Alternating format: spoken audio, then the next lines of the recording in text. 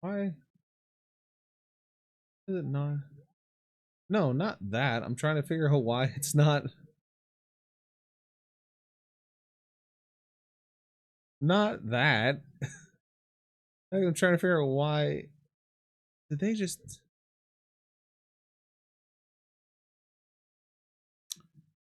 I know what it is. That one. Yes. Drag that down to sit right there. All right, now people can I hear you. love that. Oh, why would you want to hear me? But what do you mean? Why would it? You're part Good of the voice. show. Sweetie. No, no, no. What do you mean? No, no, no. No, no, no. No, no, Robble, no. robble. Robble, robble, robble. Rabble, rabble. It's a puppy. Hi, Kai. Hello. Hello. I need to just flip my camera that way. It looks like I'm looking at things correctly. And then we're gonna do one of these. Flip your camera up your ass. No, not my ass. Open your colon. No. The ass cam. No, not the ass cam. And then there's a rune. Hello, rune. Calling you a baka. Yes. You said you will back him. I have to add that to my Twitch channel. I keep forgetting. I forgot. Not God, for the love of sweet potato pie. Why are you not on here? Oh. Hold on, hold on. I gotta yell at one of my screens quick. Being Please mute your mic before you yell. Not actual yelling. More of thanks, Cass. Thanks. You're welcome. Big breach.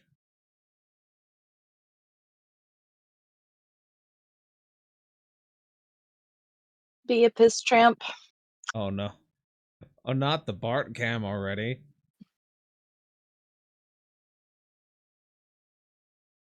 Bart while chugging? I mean, fuck yeah, I'll do it. Also, now we can do this again because I fixed the clip shout out on the page. Oh, jeez. Fucking. Thank you, Rune. Thank you, buddy.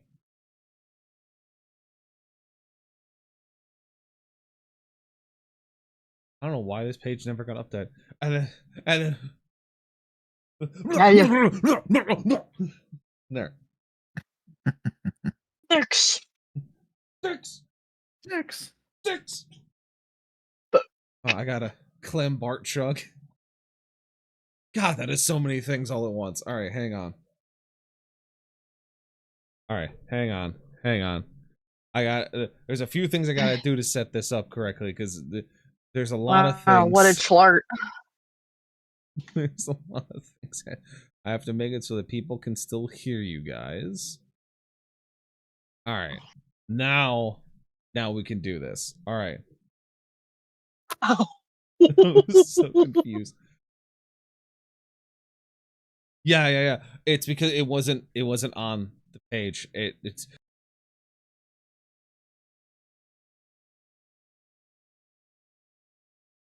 Boom.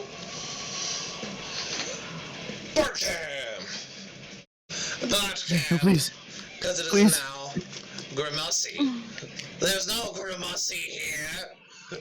You got your Grimacy out. I'm not getting my Grimacy out. You already got your Grimacy out.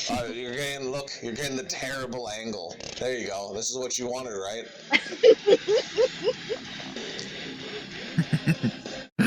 I wish you had like a fish cam lens.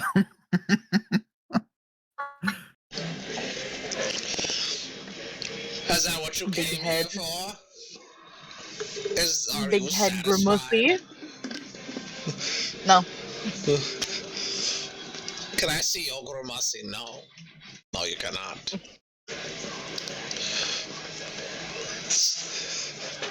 It smells like fish from that angle. You know what, Abby? You know what?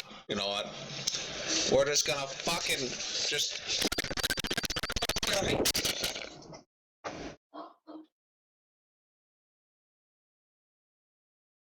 All right. Ugh. I'm Did your now. send alerts not go off? Not on that page, I don't think. There's a few housekeeping things I have to do. One of them is swapping over audio files. I'll shoot you again, then. Ears! You bastard! It sounded like looking at the zoom in, that was the Bart camera. That was a new addition to the sound piece here. Anyway, now that all the introductions are out of the way, I've been shot, bonked, forced to chug as Clem, the finance wizard. Out of the way. As we're now getting into the meat and potatoes of why we're all here tonight. We're all here for your grimacy. No. Anyway, yeah, let's talk about what's going on tonight with our dear compatriots. Sorry, mommy. Call me. No, call me daddy.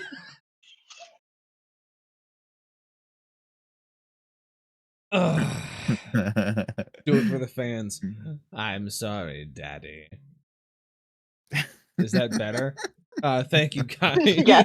for the clip. Much better. Oh. Sorry, Twinny.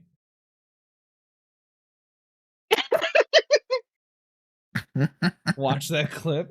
Oh, I'm all right. We'll watch it. Hang on. Watch it right meow. We're gonna watch it right meow together. Right meow.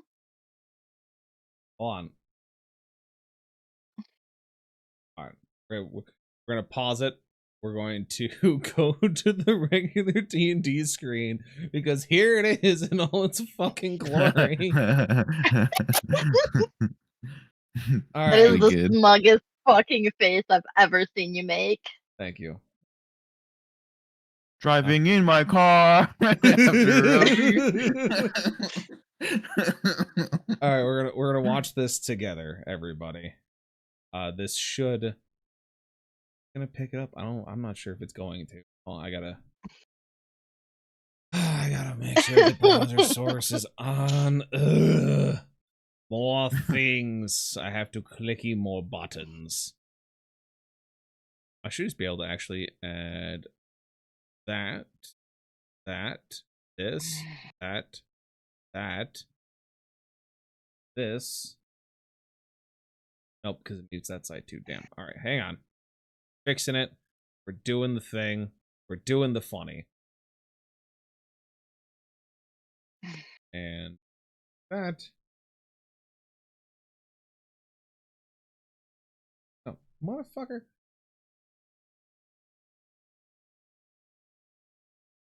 Oh, God damn it. Why is it not pulling it through? I'm doing it live. I'm trying to understand why it's not picking up the goddamn thingamajig. Oh, I know what it's doing. It's being stupid. Same executable, you dumb asshole. Silly computer! You silly piece of technology, I'll return you back to your machine spirit. Alright, we'll try it now.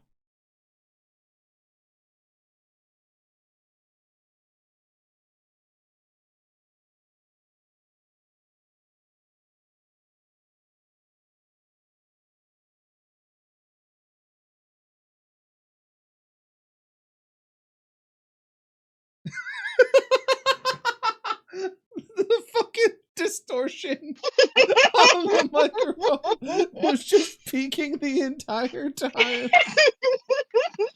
Oh my god.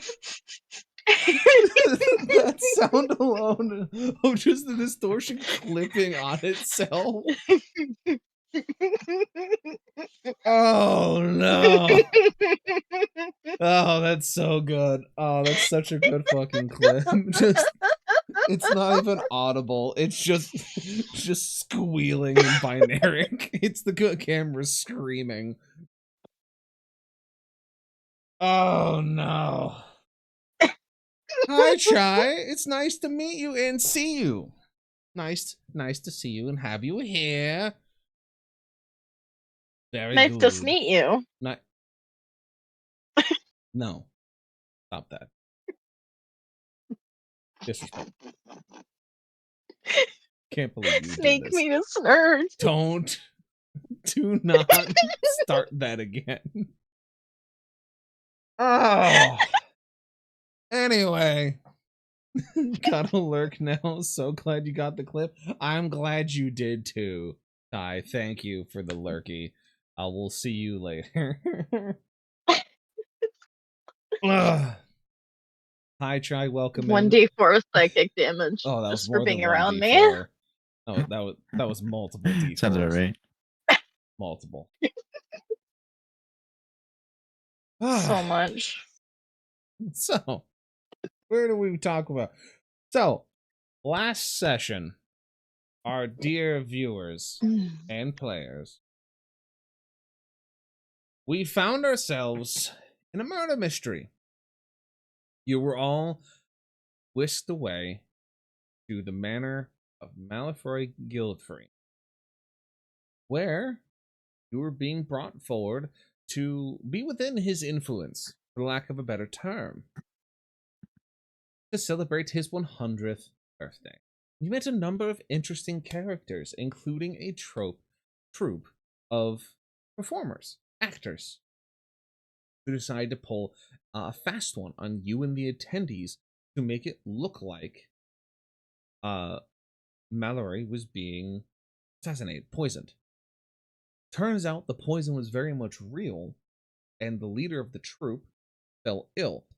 Thanks to the quick thinking of our clerics, they're able to remove poison from him, and he has begun to recover. And as everyone began to retire for the night, after speaking with a number of interesting individuals and kind of pulling apart the story as we saw fit, the party retired. Sleep. Don't really went on to investigate, they just kind of relaxed. And then they woke up to a banging on their door. As guards rushed in, and Mallory Gildefari walked in and simply asked them why would they do such a thing, Finn, etc. They were then brought to the ballroom that has now been turned into a courtroom, where they were being accused of murdering one of the high-ranking attendees of this party, Mr. Hess Arturo. That Mallory said that there was a witness who called specifically for them to have been the ones to have committed it, as they saw them verbatim, and completely describable to the detail, that they were the ones that murdered Tess Arturo, and when trying to be confronted, jumped out the window, escaping into the night, and then were brought here this morning. And so where we ended last session was with refreshing ourselves with the names of many individuals. Lady Far Dasher Arturo, the now widow of Hess Arturo, sat there asking you, why did you kill my husband?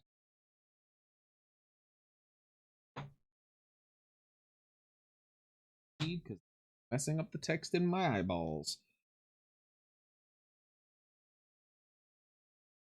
The last thing that was said to you was, last night I returned to our quarters and discovered both my husband and a strange woman covered in blood, their bodies mutilated beyond recognition, and these two standing over their corpses, pointing at Tenebrae and Thundariel.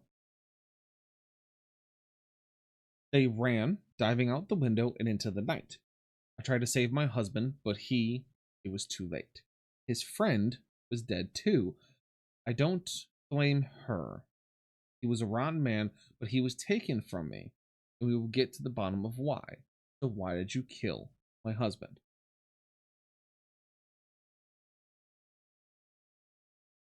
Thank you, Mar. for the hydration mark. Also, get shouted, Mar. So, that is where we stand at this point.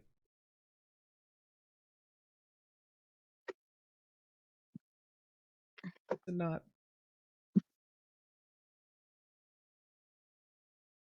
Well, that is quite the accusation. Are you sure it was not another Birdman?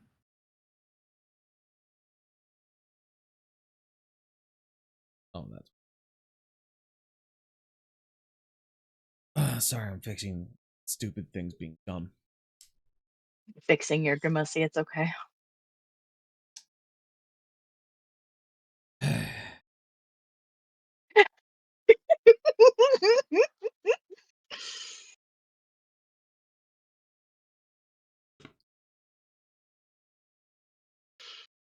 Lindariel is going to kind of cross her arms and she's gonna look the wife dead in the eyes and she's just gonna go, the only thing I did to your husband last night was get him drunker. And then listen to him ramble off about how his business is being trod on. And then I walked away and I watched over my companions while they slept because I don't need the same amount of sleep that they do. You see Gilderoy kind of nod his head as he sits at the larger chair, acting as intermediate party / judge situation. He goes, ah, yes. Half-elves and elves do require less sleep than humans, as well as other species, so it would make sense if they were the one watching. But now begs the question of, did any of you leave your quarters last night? No. I did not. That was going to be my next question. We were under strict orders from the guards that escorted us to our quarters to remain there. At no point did we leave. Quick aside for the DM. What floor were our quarters on? You're on the main floor. Okay. And given the fact that we were told by the guards that there were patrols and guards stationed at our door throughout the night, to make the accusation that we would be the ones that did this not only besmirches the honor of a noble house, but the competency of the guards of our esteemed host.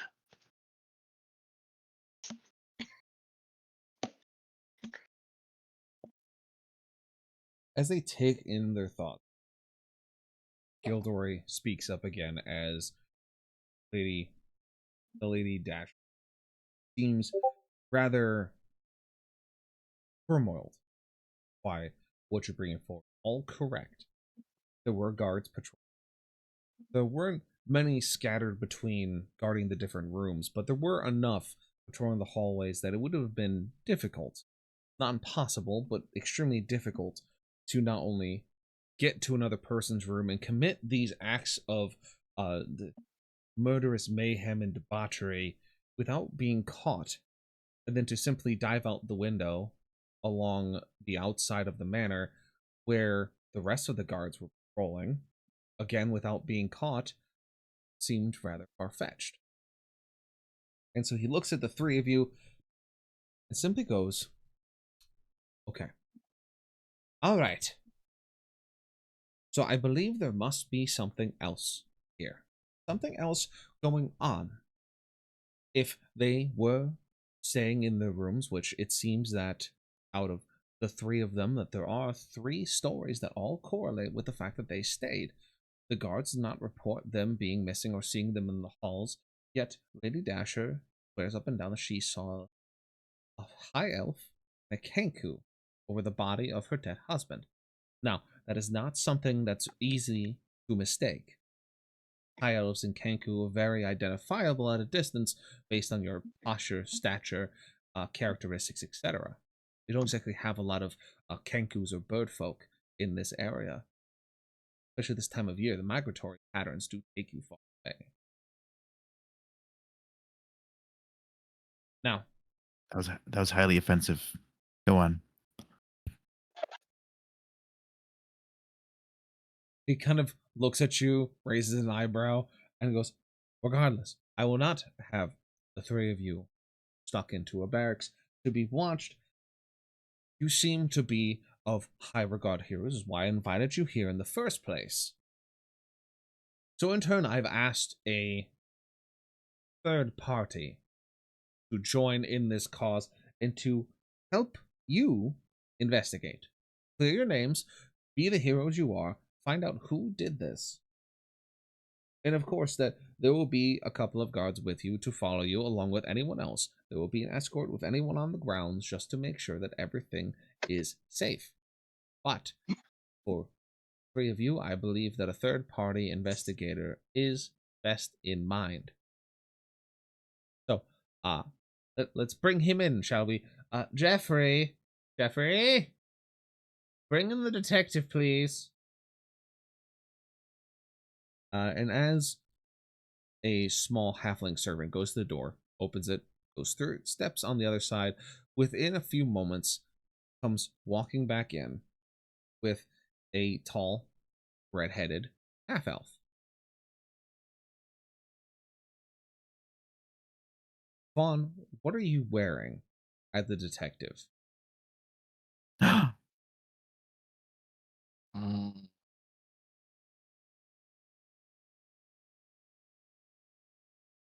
I have no idea. I didn't think about that at all.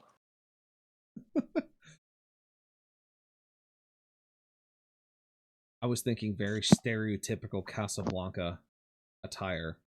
You know, tan fedora, tan trench coat, a pipe that lets you blow bubbles out of it. You know, something very, very Vaughn, but very traditional in the sense. I love the idea of the bubble pipe.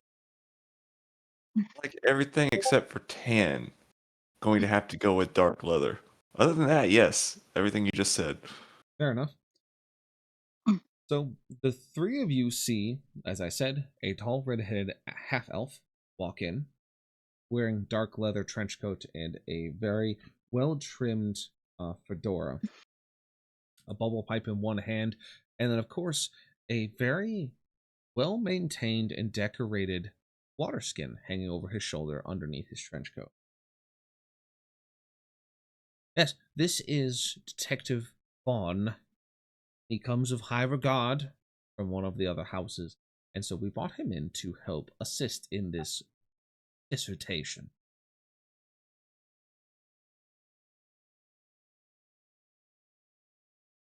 The 3 of you immediately recognize who it is.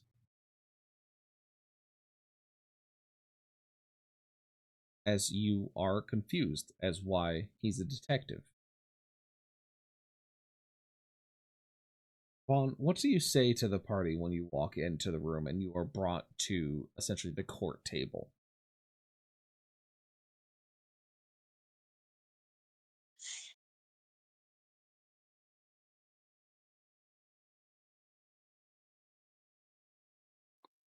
Sorry, currently trying not to die was sent funny. Right as you described what my character was dressed as, I don't know what this character is from Heather, but I'm over here rolling. Excuse me. Is it a detective picture? That's a very good picture. That is what I expect of. Very good. Very good. My baby wants to see.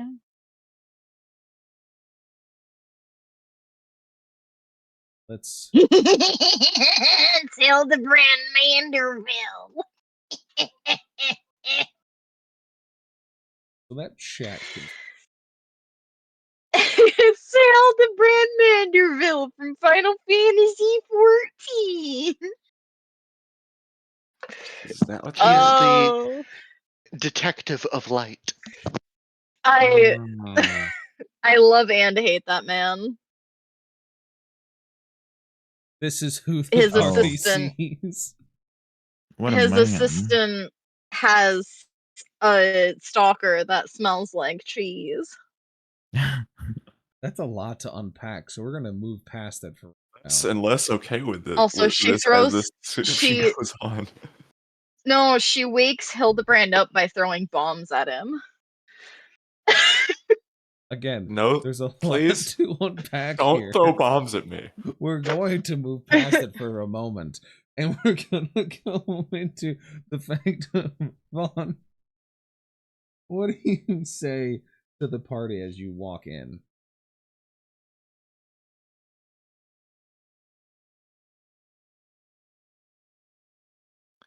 I'm going to look them over, take a long draw from the bubble pipe, and then ask them, so what did the three of you do this time?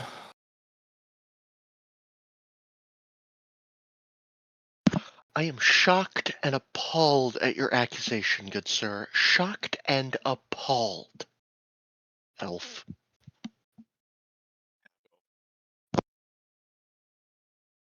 Wait, so he's elf, but I'm princess?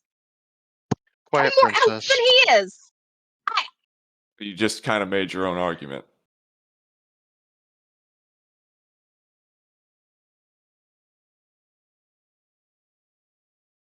Made your own point, rather.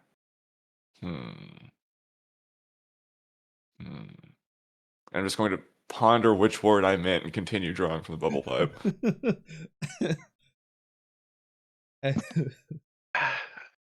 To our esteemed host, the addition of a third party overseer for this investigation is acceptable. Thank you. Yes, it seemed to be the right call in this regard, as it would satisfy both your need to go and do what is you do best, but also to make sure that there is an unbiased opinion going forward to satisfy Dasher. Now, the three of you with Detective Vaughn will be allowed to go and investigate the room, go hunt for clues, as it were, as one would say. So, go forth. Be righteous. Be understanding, and may luck favor your movements. But please be wary that we will be keeping an eye on you. For the most part, it's still quite early in this situation. It is quite tense, where I would rather not have to deal with it if I don't need to. But yes, good luck. Have fun. Doing it, whatever it is you're going to be doing. And he just kind of curtly nods at you and leans over to the half and goes, Jeffrey, I'm going to need the largest tankard of wine. My head, Jeffrey. My head is killing me, Jeffrey. Please. Would we have heard that? Roll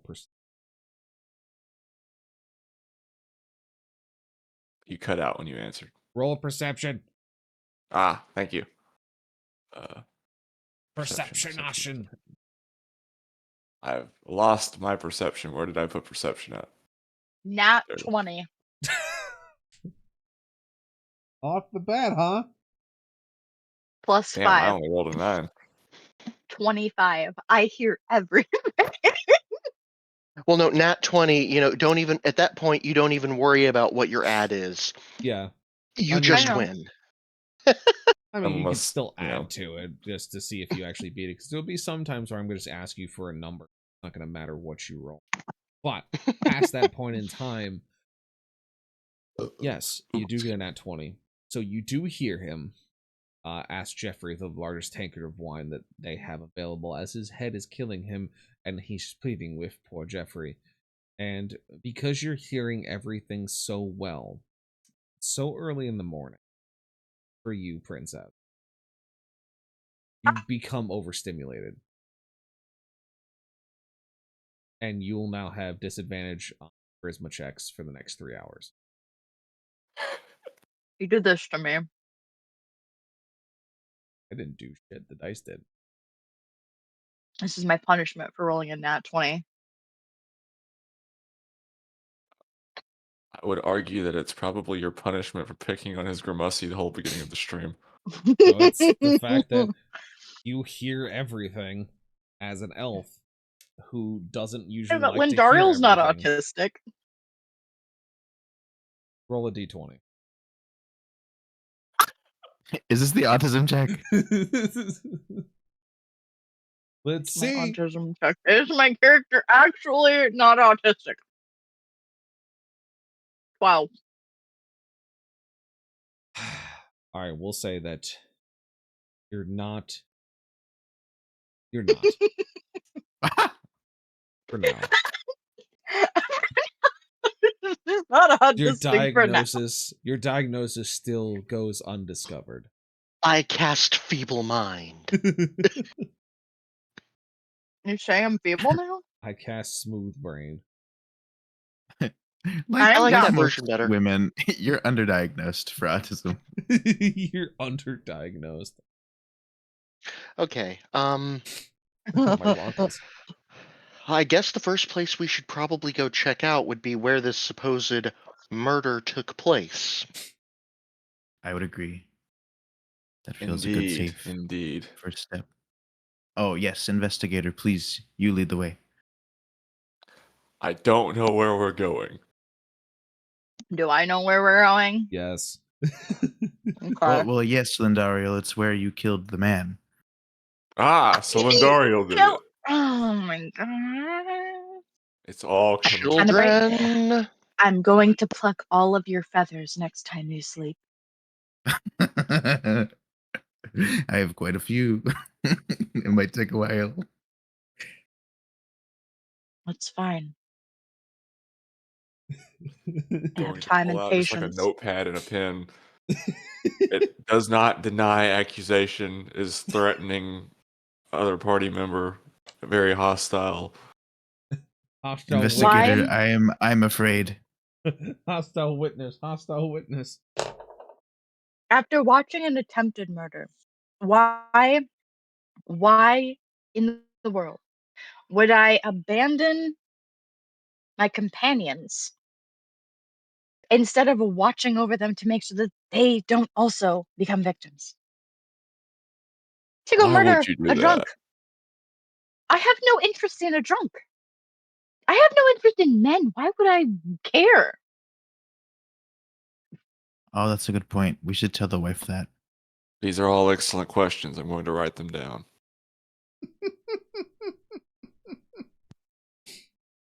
We should tell the wife that I'm homosexual. Yes. I think that might clear things up on your side at least. How? Clear things up. She's Well- not mad at him for. We can't just tell the wife that she's. And he's just going to kind of point the notepad and pencil at her. Ah, yes, I'm gay. I couldn't possibly have killed your husband. Not this other list of very, very other Oh, good you things know- that we could show her to prove who did I'm- kill her husband. I'm starting to suspect you actually because I did see how you were looking at her. Maybe Crime of passion. He's going to yes. do the aha with the pencil. Why, hypothetically, why, if I Jeffrey, were interested, can I get a mug of that too? I think I'm gonna need it. why, if I were interested in the most debaucherous man in the world's wife, would I be concerned with eliminating the supposed competition when he isn't even worried about eliminating the supposed competition for him to bed every woman in the realm? She's pleading I've her changed my case. mind again. Vaughn's gonna have heard Ashlyn and he's gonna sling the water skin off his shoulder and hand it over to her. Down the hatch.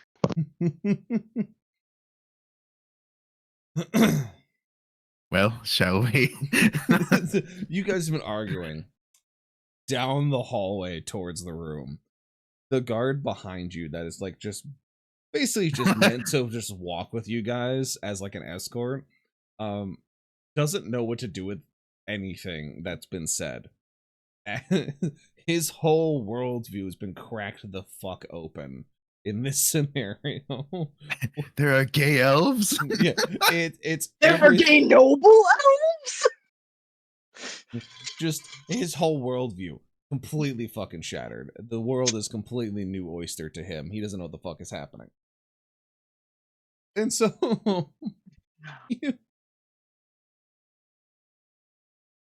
you make it to the I'm sorry. It's just y'all having that entire fucking self-sabotage segment was perfect. But you make it to Hess Arturo's room. As you get there, the room is a bit of a horror show. Let's put it bluntly. There's blood everywhere, particularly in the bed where formerly white sheets are now stained crimson.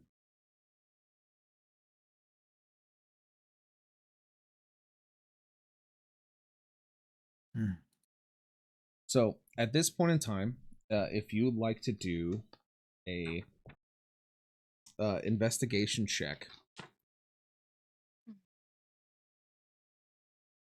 I would. I also would. I third that. Yes. okay, Yep. one at a time. Insane. So who would 20. Dirty 20, I should Okay. point out. So we'll take 13. turns one at a time. Okay, or that. So how I was going to do it here is since you were all going to essentially be working together, is that you could do it one or take my numbers. I'll take something.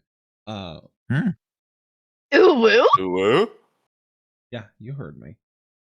Gwam. Gwam. So what we can do this one or two ways. You guys can either do it one at a time, one person looking at each thing, or you guys can pair up or triple up or etc. And basically one person would roll and they would get a bonus, whether it's advantage, bonus points, etc., to the roll for the investigation because you'd be working together. So it is up to you how you'd like to do. So you guys can either investigate separately or you can investigate as a group. If you would all like to roll separately and then take the highest result, that's also fine. I just want to know what you guys would like to do in this instance. So I would say for this first thing, you're all kind of scanning the room. So you guys can all give me investigations and I'll kind of point you guys in different directions of what you may find. So Vaughn got a 20, Tenebrae got a 13, Linda and Ashlyn.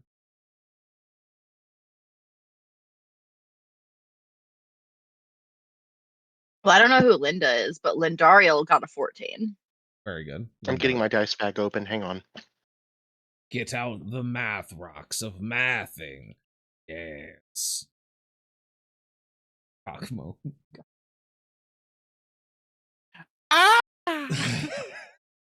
15. 15. All right. So with the 20 and the 15, so that is Vaughn and Ashlyn, you two would follow the blood trails in the bed towards the closets, as you would find that the bodies were dragged in that direction. And you would find the body still there. Their faces mutilated were particularly dull knives. Though Arturo's rotund body shape is enough to give it away as who is who, essentially. Tenebrae and Lindariel, you two particularly focus on the bed sheet, where Tenebrae, you can tell there's a lot of blood, and Lindariel, you can tell that these were very high thread count sheets that are now ruined.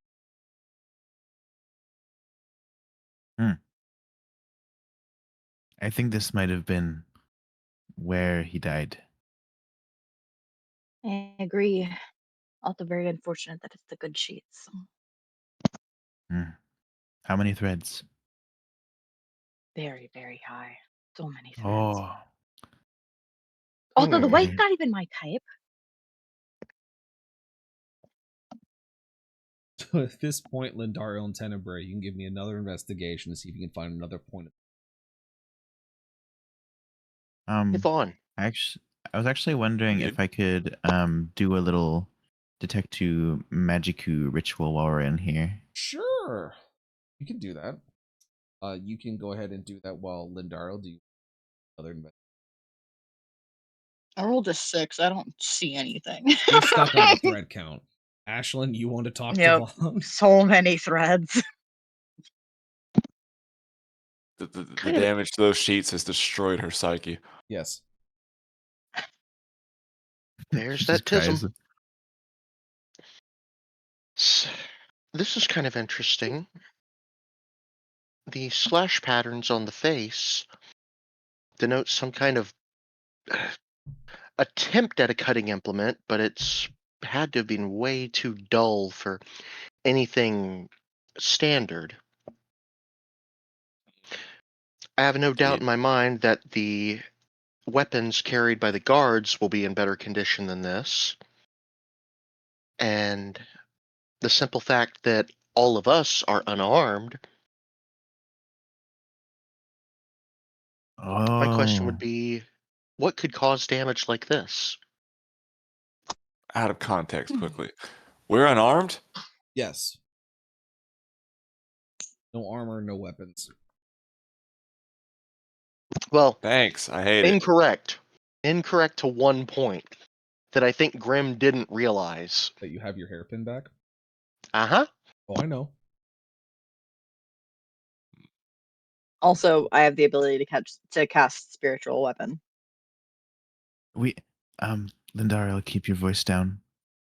The self-sabotage We're not trying to- continues as the guard is standing in the doorway watching you with intense staring. So, dull blades, not likely to be what the guards are carrying. Do we think maybe this is some... Perhaps the servants? A kitchen knife? First of all, I'd like to clarify, are we within earshot of Lindariel and Tenebrae? Would this be a four-person conversation? If you want it to be. You guys are close. trying I to don't know keep how big this secrets? room is what I'm asking. There you go. Oh, let's get you off the screen. Because But I like him. we'll make we'll make you smaller. Shit, I forgot to open owlbear. That's what I forgot. We'll put you down here in the corner. There you go. Yeah. That way you Put still baby in the corner. Put baby in the corner. That's not an owlbear. Where's the owlbear at? There it is. This is an example of the room. Do not take it verbatim. This is just a nice manner picture, the bedroom picture I found. You're a nice manner pick. Thanks, I guess. Ooh, woo, woo. Hey, yo, question mark?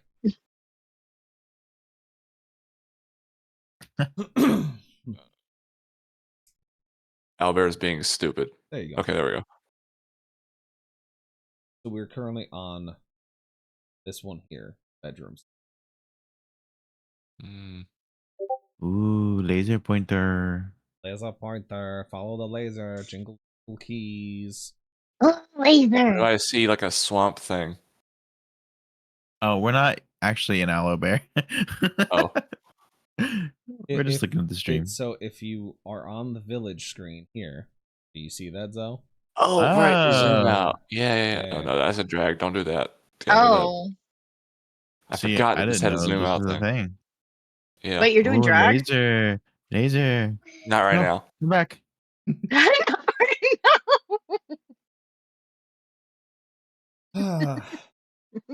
Note, at some point throughout the night, Vaughn might randomly put on a dress. Don't limit me to just dresses. I'm sorry, Vaughn might randomly put on a bikini. Thank you. Anyway, so Vaughn, if you would like this to be a full room conversation, you can. You can make it. Okay, I just wanted to make sure that we were all within earshot of each Yes. other before we continued. Yeah. Excellent. Now, what the hell are we talking about? Because I don't remember anymore. You and Ashton were talking about how Cutlery. the cutlery. Right. Dull knives. So do we think perhaps this is the perpetrated by the servants of some or some such? I would find that kind. Well, I mean, they would have free reign, but the question would be, if that was the case, something would have been heard by the guards, I would assume, but it wouldn't be outside the realm of at least asking if there were any servants roaming the manor last night, or if they're all accounted for. Though, making an accusation against our host's servants, when they have such Don't die. Oh, Ashton's been poisoned. clearly defined descriptions of the attackers, may be seen in bad taste, at least until we can get some more details. And one of the details Absolutely, should we be should for investigate any of further the first. one of the details that we should try to get is are any of the servants capable of transformative magic? We know Well, that the troop is capable of it because they did it. yeah. Mm. My next I'm going to question just would be start puffing on my pipe and standing there inquisitively like I'm thinking. I'm going to walk over to the window. Is it broken, open, closed? It is broken, as they said they jumped out the window. So give me another investigation. Okay.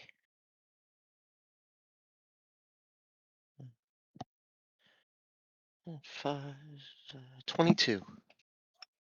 So your special eye, your house storm eye, show you that there is a small blood trail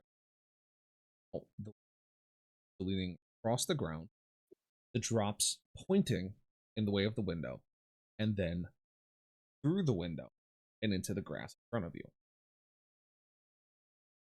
Not what I was looking for, but I'll take it. Hey, kids. Hmm? Don't know if any of you have ever worked with a ranger or a druid before, but we have tracks. I can track.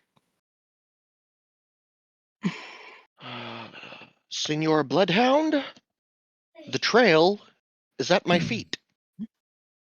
Ah, I'm going to walk over, lean forward, and begin staring at her feet with a pipe in my mouth. Very good. Nice. I'm going to use the toe of my boot and point towards the blood trail. Free dogs. Ah, yes, very good. Free, And free the maintaining that pose, I'm going to begin following the blood trail, still holding the pipe in my mouth. Very good. dogs! Oh Nice, my nice, nice. god. Over exaggerated, bent at the hip, walking almost like Mhm. 90 Yes. degrees. Okay, very good. Full Tenebrae, fucking Inspector Gadget mode. 100%. Tenebrae, you were doing a detect magic ritual, yes? Yeah. You sense nothing out of the ordinary. Okay. So nothing besides like your own, Lindariel's, the weapons, or the traces of the weapons you carry, or the innate magic of your weapons.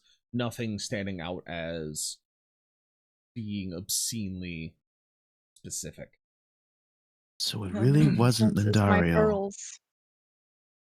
Why did you think that it was me? Well, I didn't think it wasn't you. And to be fair, we were all asleep, and you didn't sleep, so. But I you're cleared slept now. just half as much as you did. Aren't you happy that you've been rolled out?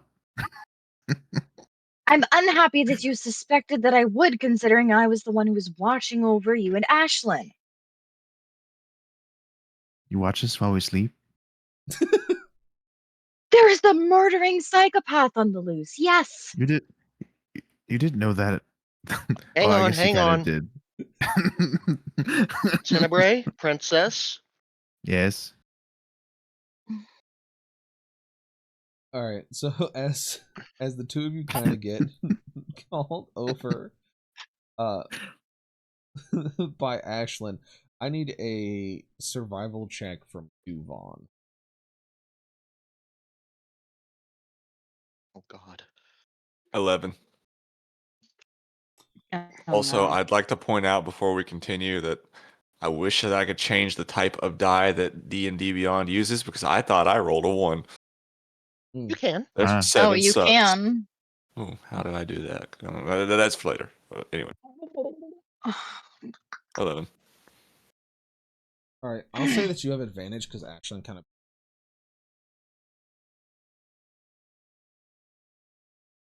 Also, don't forget your points reset. You guys have 3 fate, or well, 4 fate because of the nat 20 from Lindar. Beginning of the set. Keep that in mind. Thanks, Daddy. Welcome. Eyes emoji. Vaughn, what did you write? What'd you roll 11. with advantage? Oh, with Advantage, advantage. yeah. I did not roll again. I was listening to everybody talk. Silly Vaughn. You're Inspector. 21. There you go. You're able to follow the blood trail through the window. You hit a patch of trees, but you don't get lost. Keep the trail. You continue following it until you reach the fuck my eyeballs. No, thank you. No, my eyes weren't focusing on the words. Okay. Listen, that kind of stuff is for Wednesdays only. Oh, What's Wednesday? Hump day. Dun-dun. Fair enough. Anyway, you you reach the theater. Why me? Sorry, twin. There are more buttons here now. Where did he put the button at? Here it is. Do it. Bang, bang, bang. Jeez.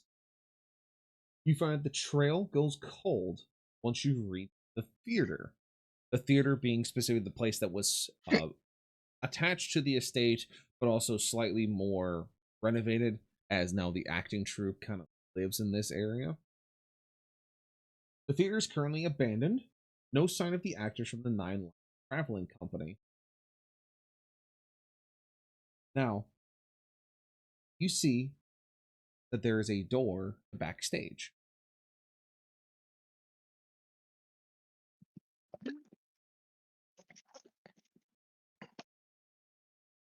The blood trail has stopped, but the 4 of you, guard, now can see that you're at the theater, it is abandoned, and that there is a door to the backstage area.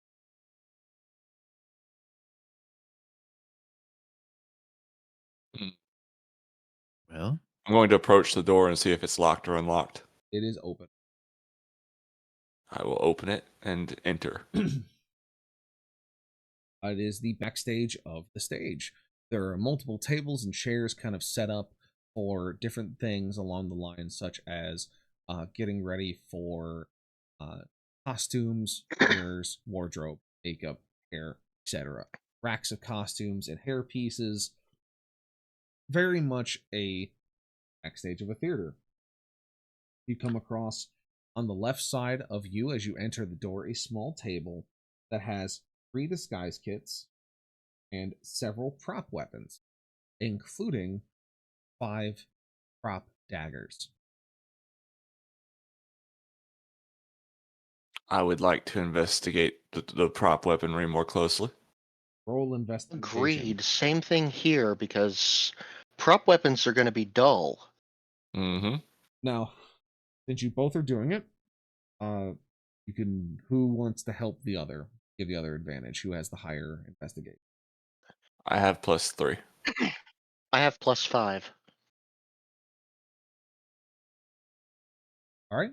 So, Something. Sorry, that was supposed to be muted. so Ashlyn, roll with advantage. Okay. Thanks, Kaz. No. First roll is a 9. Hmm. And the second roll is a nat 20. Noise. Christ. All right. Let me, Teamwork. 8 points go up. point goes in. So, with your 25, you reveal that 2 of these prop daggers pristine, significantly cleaner than the rest, as if they've been recently polished. Nobody touch anything. Guard, As come here. the guard is watching and is close by and steps closer. And as you yell that, you hear a sound from the rigging above. You see Harissa Tanner, one of the actors you met previously last night, trying to work on securing a curtain to the theater's proscenium. What? The rigging above us, the stage, basically where the curtains hang. It. Oh, okay. But for lack She of was better the one term- in charge of the stuff above last night too, right? Yes. Yes. Rigging all the cords and ropes and whatnots and what have you. The thing you usually drop on people's heads in this kind of area. Yes. Yes. She looks nervous.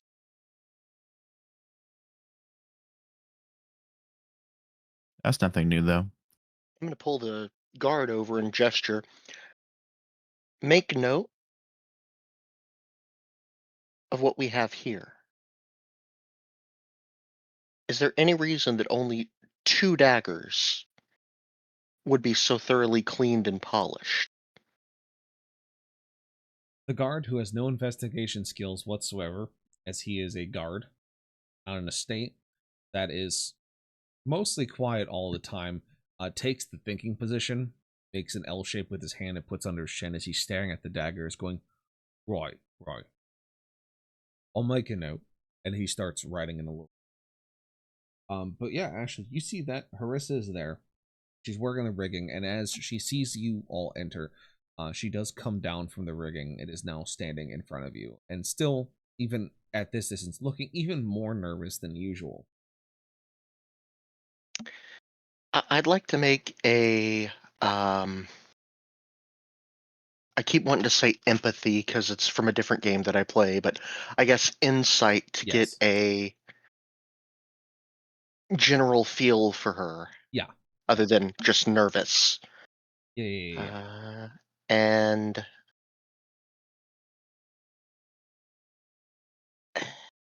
it's 14. She looks nervous, but you really can't tell why, as when you first met her, she was still very much nervous, even after pulling off the feats she did, and well, mind you, she still just seems just as nervous now as she did then.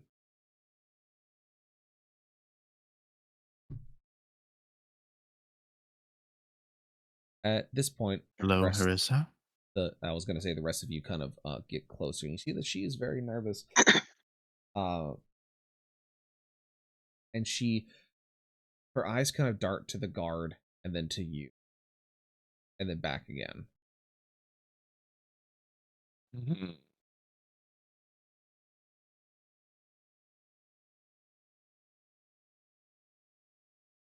And she seems to make that eye movement a few times, to the point of where she looks at the guard, looks at you, looks at the guard, and kind of makes a very slight head tilt motion that wouldn't be seen normally unless they were trying to make you see it. I will tap the guard's shoulder and just kind of lean over and whisper to him. Hey, can you show me where the bathroom is? Just kind of look around with a little bit of a nervous expression on my face. Yeah. Roll me deception. I'm gonna burn a fate point on this because I don't want to fuck it up. Okay, fair.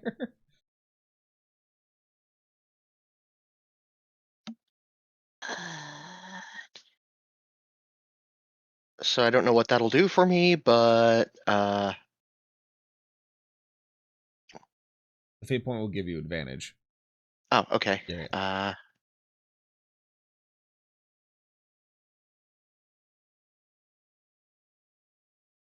Dirty 20. Yeah. You easily persuade him. He goes, oh, yes. It's this way. Yes, of course. Oh, thank God. And so, as the three of you see Ashlyn walk away with the guard, Harissa seems to mouth to you guys, kind of whispering very quietly, I need your help. With what? She pulls you in, or steps a little closer to you. It's just my boss, my father, Sir Archibald Calico. He's a doppelganger. He's gone mad with this power that he's found. He's a murderer, a charlatan, and an overactor. He's always been Hamish. The troop planned to kidnap, place Lady Fardasher Arturo and Hess Arturo. But when they went to grab Hess, he ended up being in bed with a woman who was not his wife. The other actors panicked and improvised, pretending to be the adventurers that's seen in the ballroom. You two. But since Arturo is dead, Gilderoy's position is even more fortified. They're planning to overthrow Gilderoy, take control of everything. To clarify, is it only your father who is the doppelganger, or several members of your troop? I have no idea. All I know is that my father is that they have a feeble mind spell scroll somewhere on their person to try and make him disappear. And what about you? Are you also a doppelganger? I don't think so. I look at myself like this every morning. Going to begin smoking my pipe. Hmm. Tenebrae, what do you think? I suppose my question is, why, if this is true, do you hold no loyalty to your father in this? He wanted to murder a man for no reason other than take control of everything he holds dear. We're actors. That is the idea. Is we go and we put on a show, but now he wants to go beyond his normal acting. He wants to become something more. So no, I don't want to be stabbed in my sleep. So I would like help. He wants to be in a Michael Bay film. And where is your father and the rest of your troop currently? All I know is they're not here. I've been here all morning trying to get this rigging set up for the show that we have tonight. It's terrible work, but I'm the only one that seems to know how to walk the riggings and work up high. That or they just want the newest person of their troop to do all the dangerous work. It's hard to say.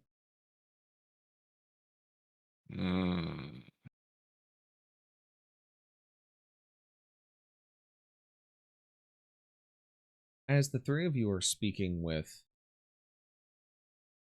Ashlyn, the guard walks you out towards a row of outhouses outside the theater. Nice ones, mind you, well maintained, almost akin to a latrine. Very, very well done. And they walk you over and go, this way. over there. I will stand right here. Awesome. And I'll kind of do the I gotta pee sprint over to the first one and step inside, Yeah. closing the door behind me. Yes, and as you play your part to try and make it sound, or at least feel authentic, you hear yelling from some point on the property that you can. It directionally, you can tell that it's behind you as you're quote unquote sitting, but you can't really tell what other direction past that. You hear the sound of two guards seeming to run and yell after the other voice, as the first voice is something along the line of, I'm trying to I need a horse that can ride on water. There are your horses. Give them to me. I need to go across the water.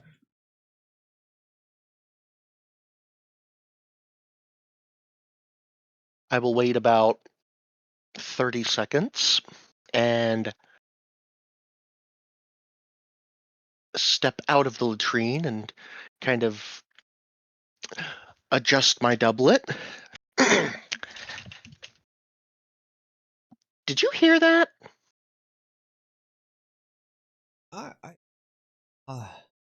Yeah, I think it came from I'm that back, way. sorry. I can see the guards chasing what looks to be a strange man. Let's go investigate. Considering everything else crazy going on here, the game is afoot, and this time not at my feet. Right. And I'll so take off at a jog. you take off at a jog as you catch up to the two guards as they now have custody of this person.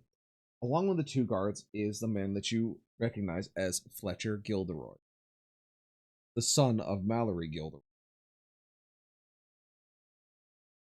And the three of them seem to have a disheveled and derelict looking man with a ratty beard who smells of sour ale and animal dung.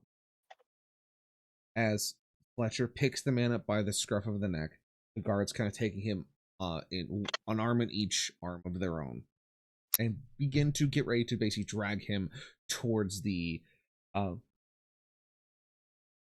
very small prison they have on the manor. Since you are on an island, they have to have a place to hold them for the time being, and because why not? He has money. Mhm. Ooh.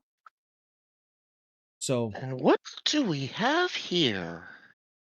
this one, this this sod tried to go and steal a horse that he could ride across the water.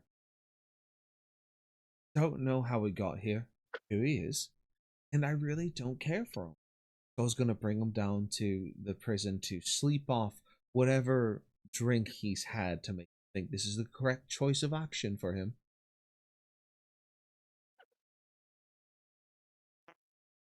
Do I recognize him? You're You not don't know here. this is happening. You were Oh, so to catch you up, bad. Lindario, because you're working with Okay. the small. Um, Yeah, I just assumed that I would have Welcome back, tagged by the along. way. Ashlyn faked having to go pee to get the guard away from Harissa, who was on the rigging and came down to talk to you. Harissa basically told you, Vaughn, and Tenebrae that her father's a doppelganger. He's gone a little batshit crazy, and he has a scheme to essentially overthrow Gilderoy and take control of everything, and that he orchestrated the murder or attempted murder of Lady Far Dasher and Hess Arturo, but when they went to go take them out, it was Hess and another woman. So the actors that went there panicked, and now you are here, and that she tells you that they have a scroll of feeble-minded and are going to try and make him disappear. That the person they have a being scroll of Mallory autism. Gilderoy. So yeah, so that's where you are. Is that she basically spilled the beans, kind of told you where she was, that this was happening, and that she doesn't want to get stabbed in her sleep. So if you could help her not get stabbed in her sleep by stopping whatever this is going on, that would be great. And then while that was going on, Ashlyn went and played her part, and then heard yelling from across the estate that she could see. Went with the guard to go investigate, where they found Fletcher Gilderoy and 2 guards picking up a disheveled, derelict-looking man who smells of sour ale, feces, and looks like hammered shit, and is basically bringing them to the manor's prison to basically sober up, as he tried to steal a horse that could ride on water.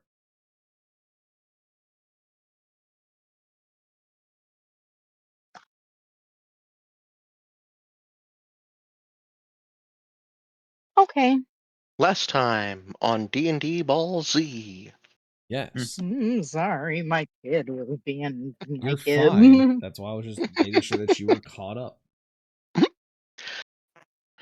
Okay, I'll kind of give the crazy guy a once-over and then glance to Fletcher. I know he got off on the wrong foot, but if you don't mind me asking, how could someone get on this island if we had to take a teleport spell to get here? Well, you had to take a teleport spell from the fence to get to here. So to take a ferry to the island, but Hmm. the teleport circle is mostly the main gate. Doesn't mean that all not impervious, and that Hmm. sometimes folks tend to have a little too much to drink, get lost, and we Hmm. find them again once they resurface after the drunken stupors. Not the first time, not the last time. Fair enough. I'll glance down at the old man and just kind of give him the once-over. Investigation. Hmm? Roll me investigation. Oh. Okay. That's...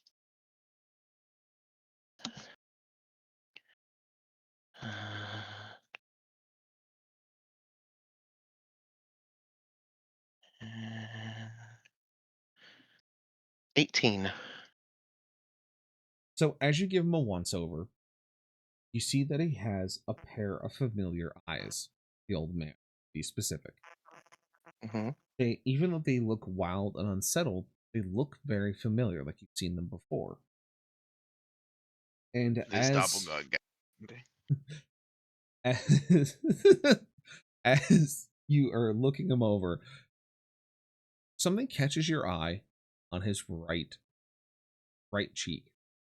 We see that a bit at the beard, up at the hairline, right where it attaches to the rest of the hair on his head, seems to be peeling away.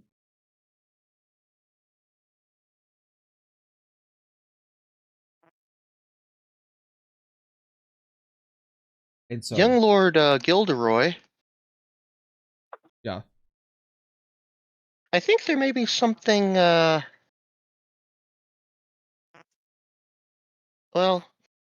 Ashton will reach up and give a tug on the beard.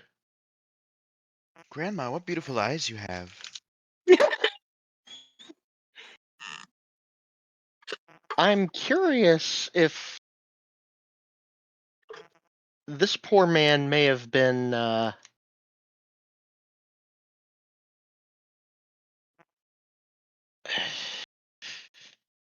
what's the word I'm looking for? God damn it.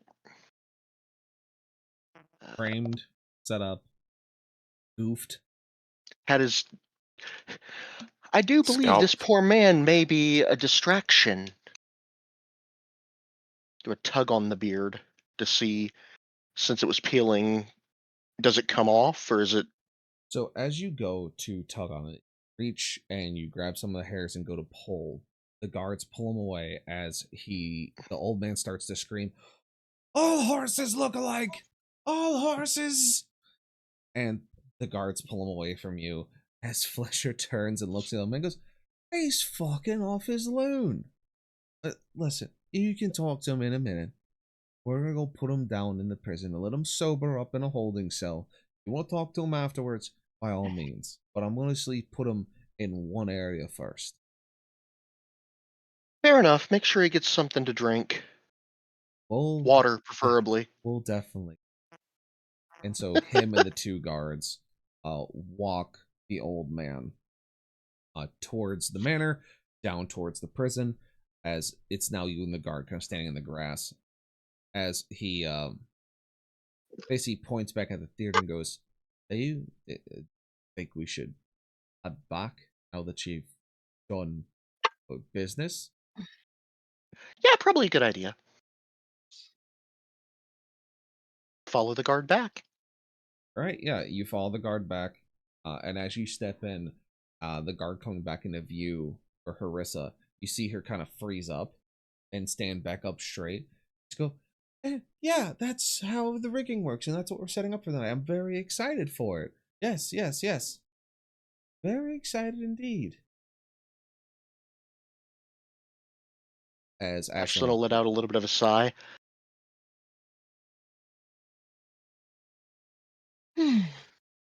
Well, The how did it latrines go? here remind me of Waterdeep. Huh. Full of Indeed. shit. Indeed. Um. Uh, Mr. Guard, is there somewhere, preferably in private, where myself and the other three could confer? We need to go over case notes. I also, because My case notes. the one that was hired by Master Gilderoy, that I was told to keep an eye on and work with and follow, because you're traveling with three others at the investigation. Your notes are my notes. Just going to narrow my eyes at him.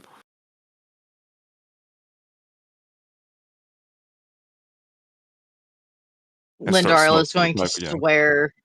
Lindarl is going to swear in Elvish.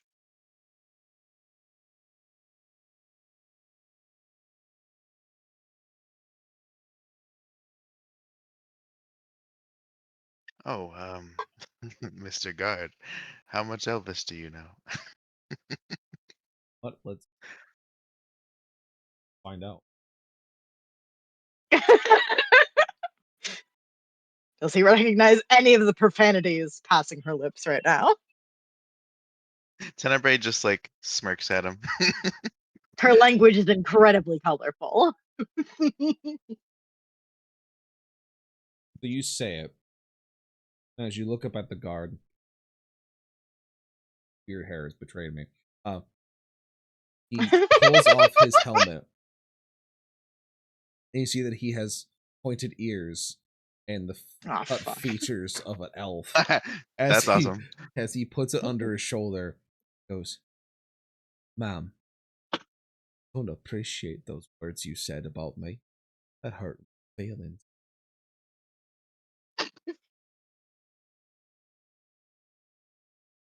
They weren't about you, they were a generalization. Still hurt my feelings. Listen, the guards at my home are just as stubborn and bullheaded. Princess, And apologize. many of them are bastards. Oh, you're just hurting my feelings more. Detective Vaughn, I'll leave you to your case notes. I gotta go. It's a terrible day for rain. I have to go dry my helmet. Oh no, I made him cry! Damn, Linda. As he Call me kind of Linda and I'll make you turns, cry too. he quickly turns on his heels and goes out the backstage door. As you can hear muffled.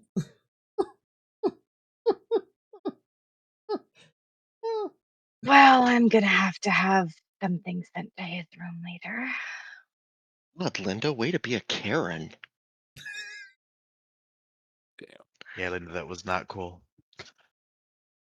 And neither is any of you calling me Linda. That's what your brother said you wanted to be called. My brother is a bastard. I don't He has a think brother? your And brother's Von's just going lineage to has anything cock to an do with your eyebrow and behavior. smoke his pipe. I am the youngest of like 14 kids, okay? So paternal brother or maternal brother, if he's a bastard? The youngest of 14, huh? Yes. So a princess and spoiled then. I'm adopted. Ugh, the worst. Damn. Damn. Wow. Elves. Anyways,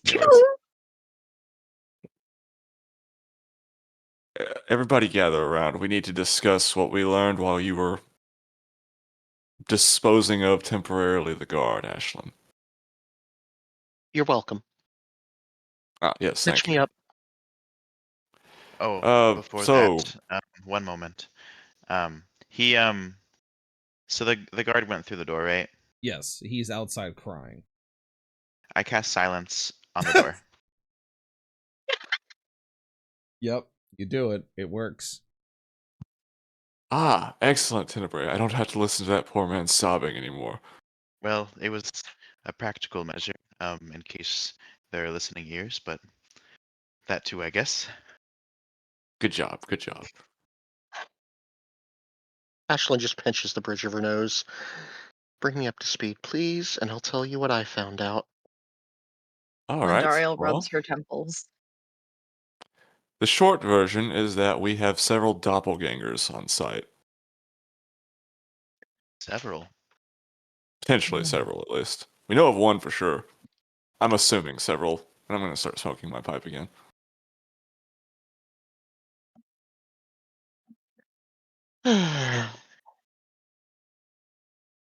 It's never simple. Why is it never simple? Why would it be simple? Out of context, Graham, I'm going to assume that the woman is still standing there with us. Hess, I think you said her name was? Carissa is the Sure. lady that's standing basically around, like, near the four of you, unless you're stepping away to talk about your quote unquote. I just wanted to make sure she was nearby. Okay. Yes. So Von's going to turn to her and say, would you go ahead and tell Ashlyn here the same story you told us, please? She repeats the story in full detail. Awesome. Great. Two My thoughts questions exactly. before I share Sure. what I know. Does your father have any tics or defining things that he does or does not like that even when acting he can't cover up?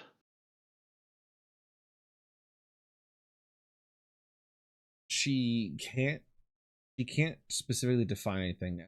He is, for the most part, a very good actor. The only thing that she can really give you as a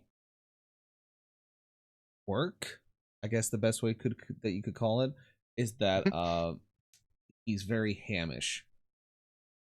Like if he gets really into a role, he takes a very not as severe as a Shatner approach, but he can be very hamish. Over the top. Got it. Okay.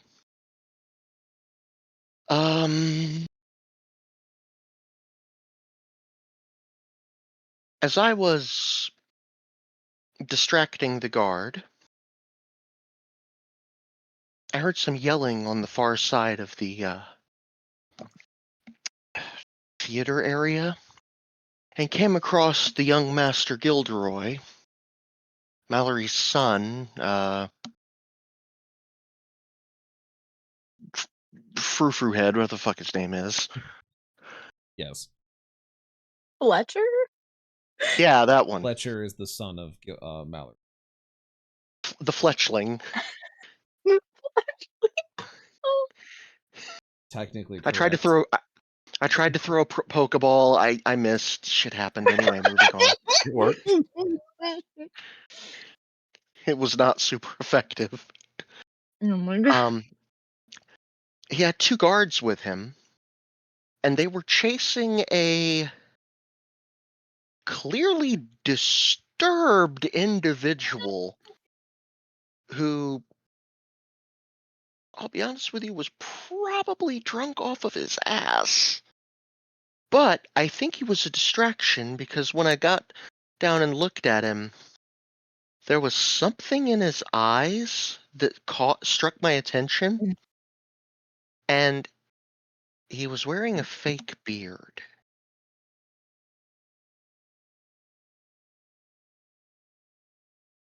Poor man, having to wear a Well, fake beard because he could never grow a real one.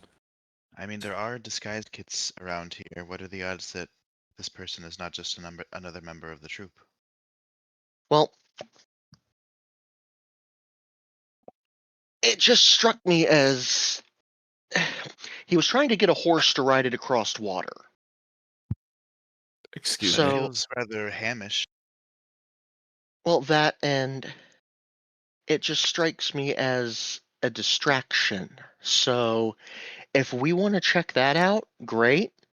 But I think at least someone should get back to Lord Gilderoy to check on him. Because if that was a distraction, then yeah, something's up. Well, no harm in checking on Gilderoy, I suppose. Agreed. Let's head that way now. I would need a horse to get past the water. Grim, can I make a. I don't know if it would be Arcana or History or what. With my character's family's history of monster hunting, is there anything that I can think of or remember that would help me in uncovering or determining if someone is or is not a doppelganger? So you would know in your history that you and your family dislike hunting doppelgangers because they are too good at their jobs. There are ways for you to detect them, but it requires significant more resources than you have at your disposal. You remember that there was a way that you taught, it's just not possible in your current situation.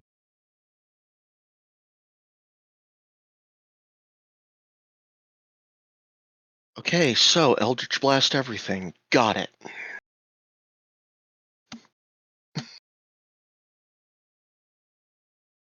All right. So do we want to check on the Lord of the House, or do we want to go try to question the distraction? We should definitely check on the Lord of the House first. So be it. I mean, if we were down to split up, I could go question the distraction, but I think I've offended our guard for the night more than enough. I'm not certain that once we leave this room, the guard's going to allow us to split up regardless. Yeah. Yeah, probably not. Well, my thought is that um, it is in our best interest to ensure the guard stays alive. Indeed. Lendario has to make a formal apology later. What I'm saying Agreed. is, I will if we apologize let with the guard out booze. of our sight, I think the guard might be the next target, which would then Implicate all Make of us us. look bad. And Yes. Ashlyn opens the door and walks out to find the guard. dead. Hmm. Screams. Wait, really? No, Please don't be dead. Please don't be dead. That would have been good. Please. no. That I'm would've been on my good. knees and I'm begging, as begging as you open the you. door to step outside to gather yourselves with the guard, You can see that he's still kind of racking his body as he's putting himself together. And because you're still in a bubble of silence, he doesn't hear you behind him as he turns and tries to talk and then doesn't hear anything as he like rubs his eyes and he puts his helmet Oh, back I on. dispel. And he goes, oh, strange. Sorry about the rain. It's taken care of. Um, I imagine you figured out something. Where would you like to go now? Before that, son, you look like you could use a drink. Here, have some water. And I'm going to offer him the water Oh skin. my god. Mm. All right, hang on. I gotta roll some shit for. All right. Oh hang on. no. Ashlyn just slowly turns her head and looks at Vaughn with this expression of incredulous, building fucking panic. Does Lindariel smell anything? Oh, you recognize the smell immediately.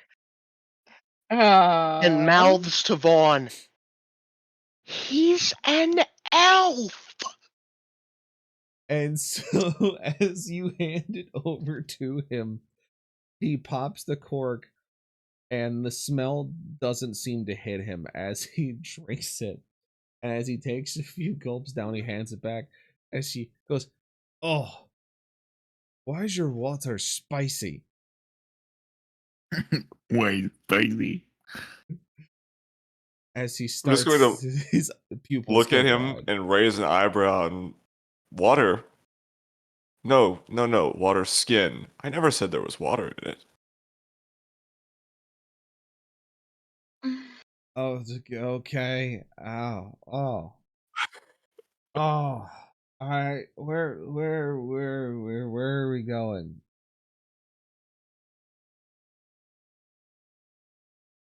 Gravity's about to work. Lindariel is going to just kind of sigh and reach out and just with the tips of her fingers just cup this guard's chin, and she's going to Ooh. cast Lesser Restoration. Oh.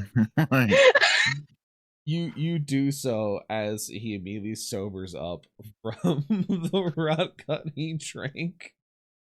As he goes, "Oh well, my head feels better. That was why is your water spicy?" To take the edge off, son. To take the edge off.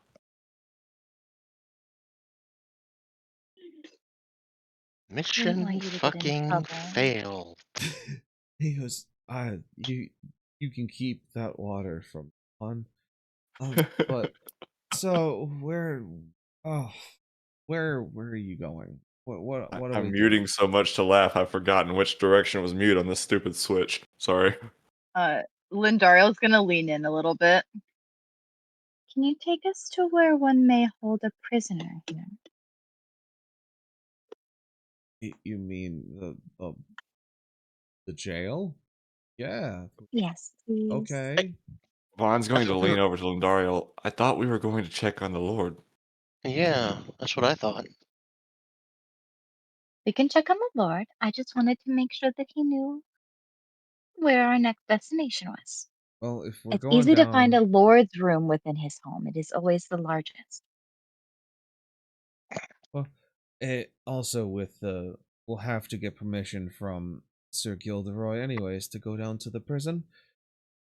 So we just need to make sure that we're not going down and without him understanding. I may be a guard, but I still have the answer to. Totally fair. And so he begins walking towards the estate with y'all in tow. And as you enter the main foyer, you can see Mallory Gilderoy standing amongst a number of partygoers that you noticed the day before.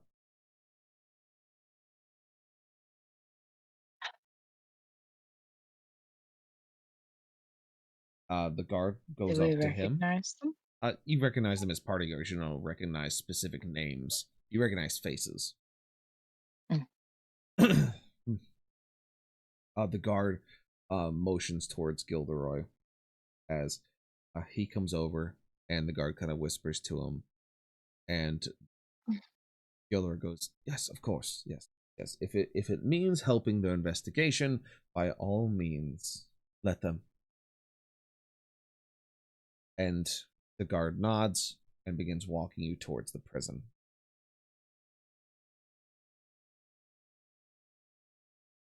Before we leave, I excuse me, Lord Gilderoy, Yes. if I may have just a moment, just a few seconds with a word for you, a word with you. Yes. What is it?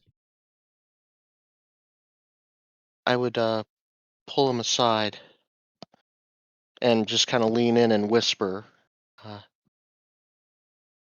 be extremely careful.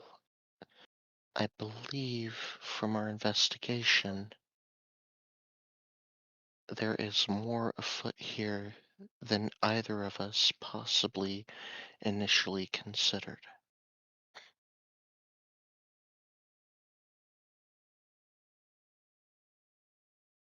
Well, there's always going on, but if you're afraid for my life, it is not something for you to worry about. I appreciate the thought, but I am in good hands. I will make this well. I would also consider posting double guard for the Lady Arturo as well. I will speak to them about this. Make sure that double the guard are placed around us. But I will take your. Thank you. Thank you. Then I'll return to the party. Okay, let's go. Okay. Okay.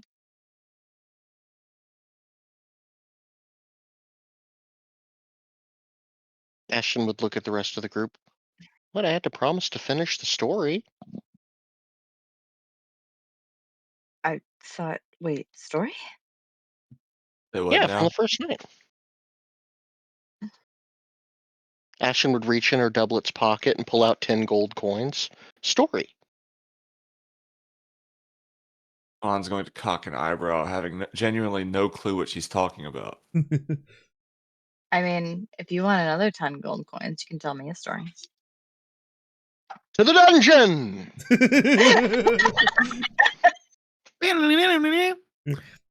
So you guys walk down into the prison, and you guys, as you enter, hear shouting from one of the holding cells. The words being, "The horses look alike. All horses look alike." The guards simply standing next to the cell, just going, "This guy's fucking nuts. Are you done? You just keep yelling about the horses looking alike." Ugh. And they look up and they see you guys. Vaughn's going to begin scratching his chin while he smokes his pipe. My good guardsmen, your saviors have arrived.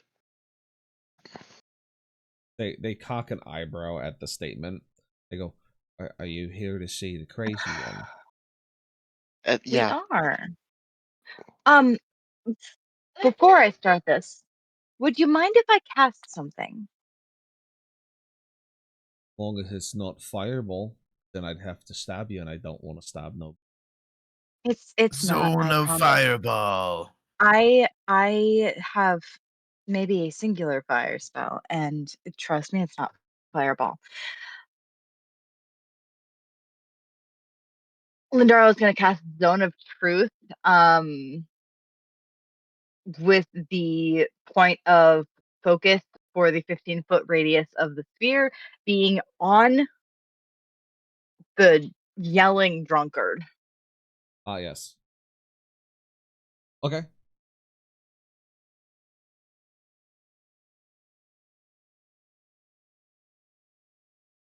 Right. Could Same you thing. let us into the cell, please? Yep, we were just waiting for what does she get called again? I think I wrote it down somewhere. They pull out Princess. Lindario. they pull out a small note as they go on. Oh, it's Linda. Oh, it's Linda. Linda. It says so on the note card. It has it right here. The preferred names, Linda. It's like, oh, right. All right, sure thing. That's we just wanted to make sure Linda was done with her spell first. They turn and they I'm going to hurt my brother. they pop open the cell door, and or you go inside. The other guard, of course, simply stands outside, talking to the other ones, conversing about what's been going on. I'm gonna walk up to the man, and at a glance, do I still see the beard peeling? Oh yes. Yes. I'm gonna pop it off of his fucking face. Okay. One good hard jerk.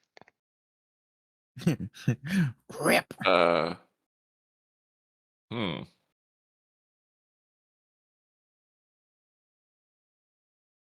Yep. So you pop off the beard, and thank you for the 25 bits, Carson. I'm sorry the resident sucks tonight. Stay strong. Stronger. Kick his ass. Out of context, I need to run to the restroom quickly. Yes. Here. Go piss. While you Go piss, girl. Go be a piss king. I was gonna say, Or as queen, I'm not judging. to fucking hit you the brick. Don't let me get this fucking statement out. So as What size Ashley- brick?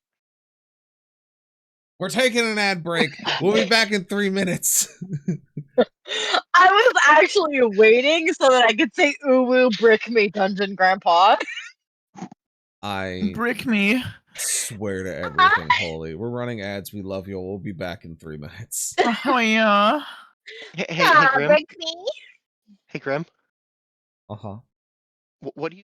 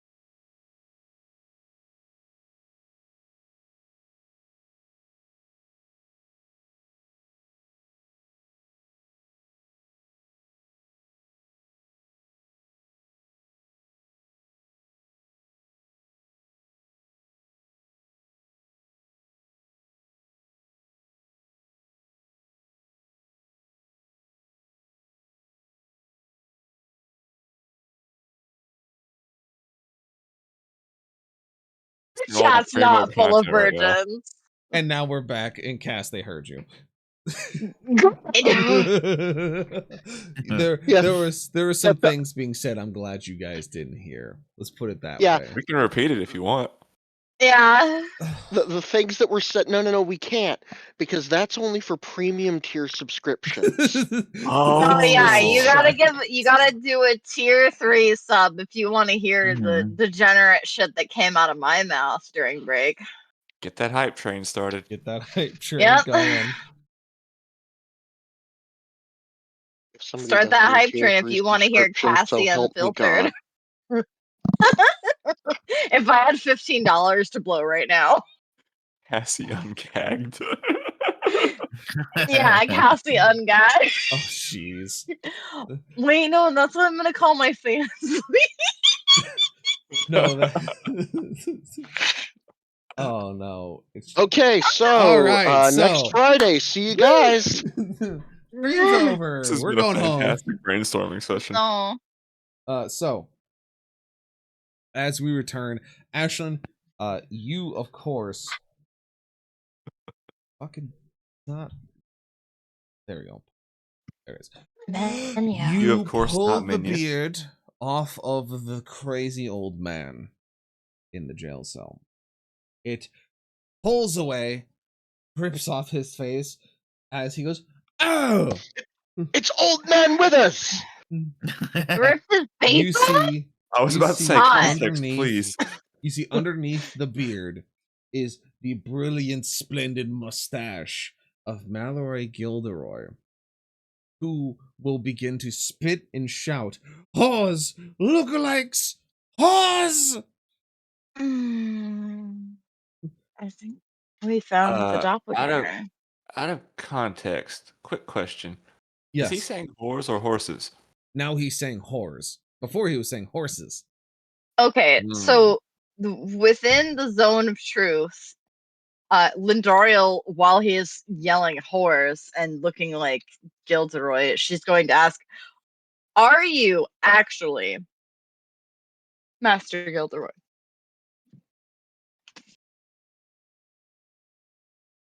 As you ask him, he falls to his knees and grabs onto your shirt and is like shaking you. And it's going, "I need a horse that can swim across the water!"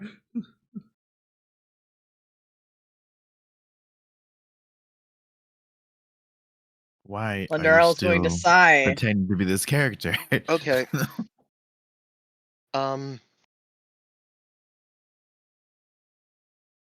You know what? It worked before. We're gonna try it again. Uh-huh.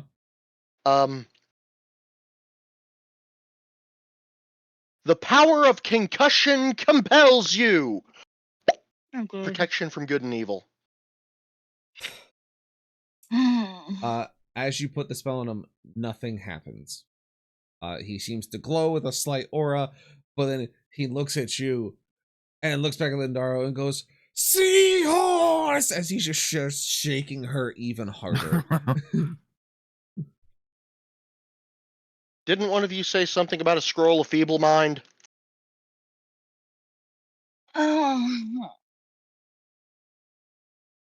I do Hey, believe guards, the scroll of is this feeble your mind is boss? used at some point.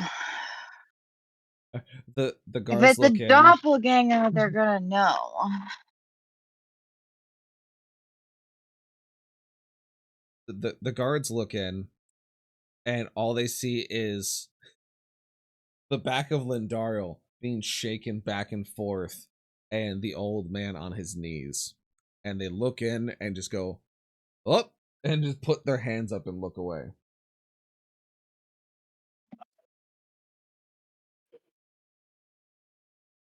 I'm going to scruff the old man. Fantastic. Where on Lindariel's shirt is he grabbing? Cass, his head is at your hips. He's grabbing at like just above your hip line on your shirt.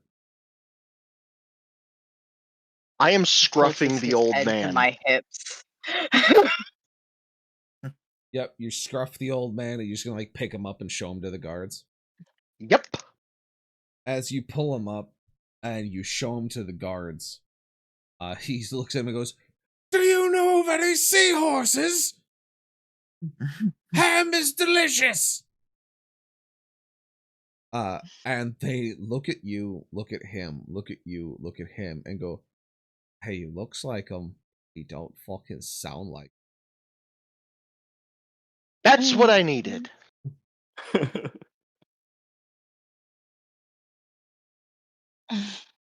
So he Lindariel, can you do that magical restoration bullshit? Lindariel reaches out and pinches the drunkard and casts Lesser Restoration. You do it, and as you do it, you pinch him, and he pulls like, goes, "Oh, my tangerine!" Oh god, he's an idiot. I fear this may be too advanced of an affliction. Indeed, indeed. Pipe smoking intensifies. As you're all standing there, as he's yelling about his tangerine, you hear a metallic knock on the gate to the cell. As you turn, you see Chief Indigo standing in the doorway to the cell.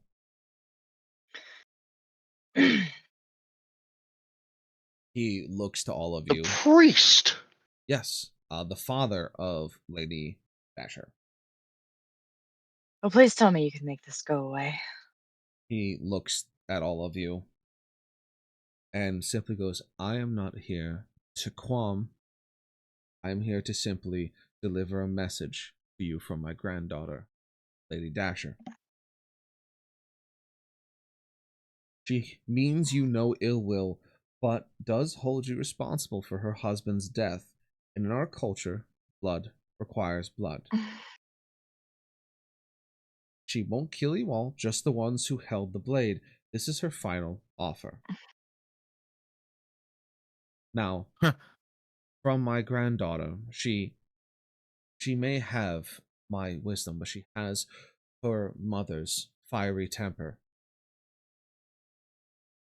Through my time, I have seen much, and in the tribe, it is always best to learn to look beyond what you see. Nothing is as it seems. And I don't believe any of you held the blade."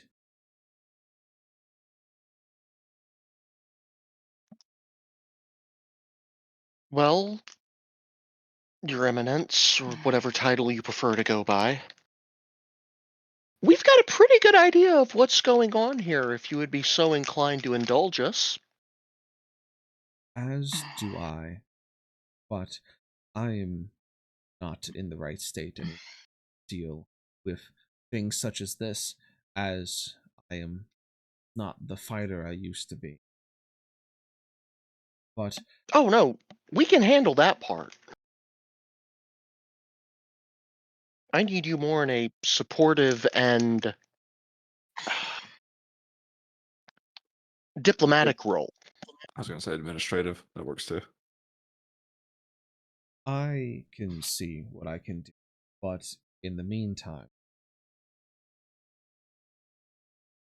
he places a hand on the old man's head as he looks and goes, "Are you Jimothy?" And Chief Indigo simply places his hand on him and, "Quiet, Malroy," as he casts Greater Restoration, moving him of Feeble Mind spell. There Oh, we for go. fuck's sake, I knew it. As Chief Indigo then turns to all of you without saying a word, and steps out of the cell before he turns and goes, "Now, I was permitted to visit the prisoners by Malroy upstairs, but it seems that I was incorrect. And so now I will return, make sure my daughter or my granddaughter stays safe. But now, whoever that man was is presiding over the 100 furlong steeplechase. and he simply gives you a soft nod and walks out of the prison. Grim, Yes. you know Kit Kat's current obsession with horses. Did you really have to add that? At what? A furlong, a furlong steeplechase, a horse race, I'm assuming? I mean, that was talked about as one of the main events last night, like when you guys first got there. Okay, I've slept since then. Yeah, I know. I've also slept so much since then. I know. Not as much as I would have liked to have slept because my kids stayed home from school 2 out of 4 days this week. But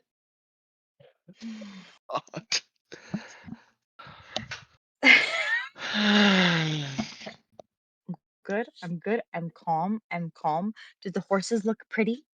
You're not there yet. I'm asking out of character. Do the horses look pretty? As the man that was the crazy one, Tippy looks at you and goes, "My horses are always pretty, Linda." I said I was just out As of he character, stands himself you up and little. kind of dusts off his shirt, he goes, "I do not know what had befallen me, but all I remember is that I was jumped in my study by actors from the troupe. All I remember is them pulling out a scroll, reading from it as they held me down. And now Well, there's the scroll. they control my estate, and I want it back." Well, your lordship, by the honor of House Storm, your estate will be returned to you.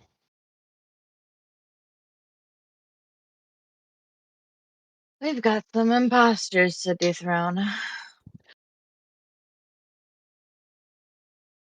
And an investigation to solve. We have to clear Linda's good name, after all. Lindariel. And Tenebrae. The I don't universe mind. seems a lot more worried about my reputation. If we're going to do this, we need our weapons, because this is going to get ugly fast. At the very least, I need my holy symbol. Armor and weapon would be nice, but a holy symbol would very much like that.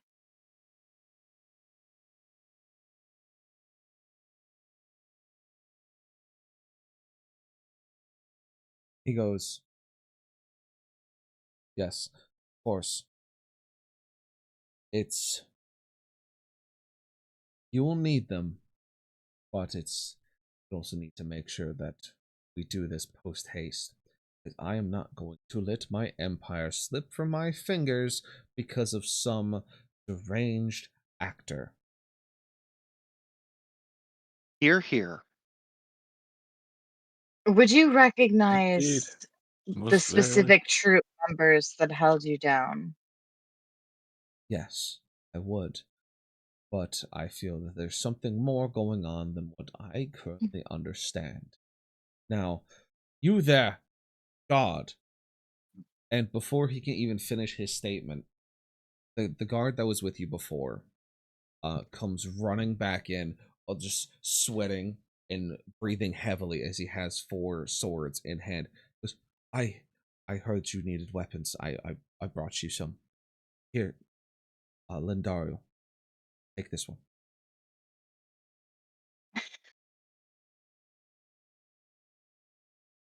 With a very gentle, tender hand, she accepts the sword. It looks like every other sword.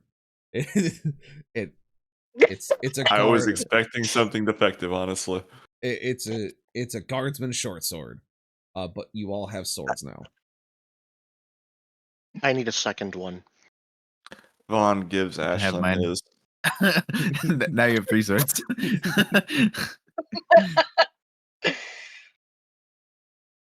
All right, so one in either hand, one in my mouth. We're going Zorro, baby. I was gonna say Hot. going full Zorro. Alright. As Gilderoy sees you with the real Gilderoy, from Mallory Gilderoy sees you with the 3 swords or the 4 weapons, and you're all ready to go, he begins to lead you towards the observation deck on the far side of the manor for the 100 furlong steeplechase. He marches with the speed of a man who can feel his empire slipping out of his grasp, as the guards from the prison, a handful of attending, follow him close behind. As you approach, you hear the sound of cheering and galloping of horses as you finally make it to the observation deck for the 100 furlong steeplechase.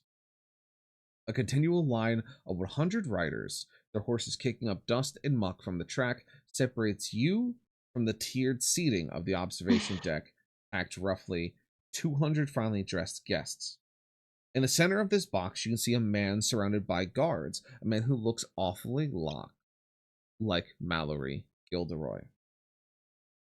He is seated in the same box as his son, Fletcher Gilderoy, as well as Lady Far Dasher, who is accompanied by several Arturo mercenaries. Of course. As you can see the other Mallory sitting in the observation box, looking down the track with his little tiny binoculars, pulls them down and eyeballs you across the way,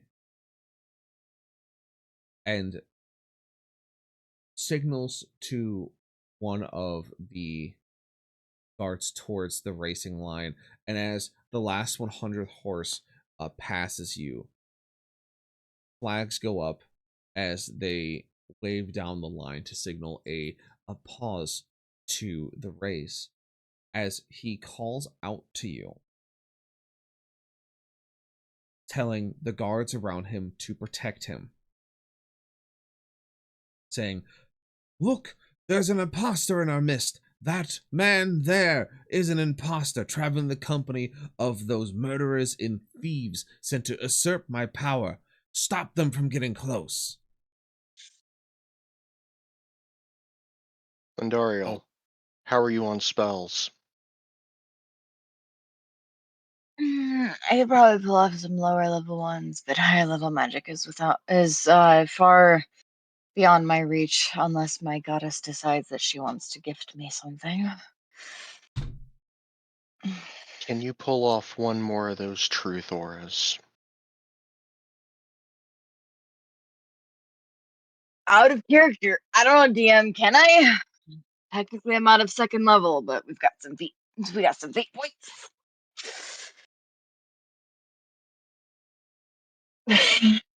I would love to burn a fate point for this. Burn the fate point.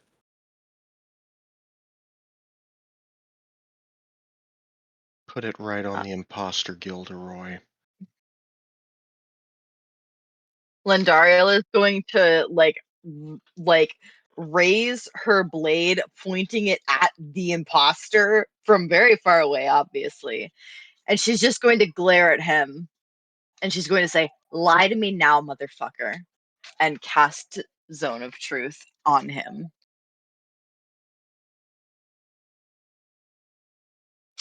I will now know if he lies.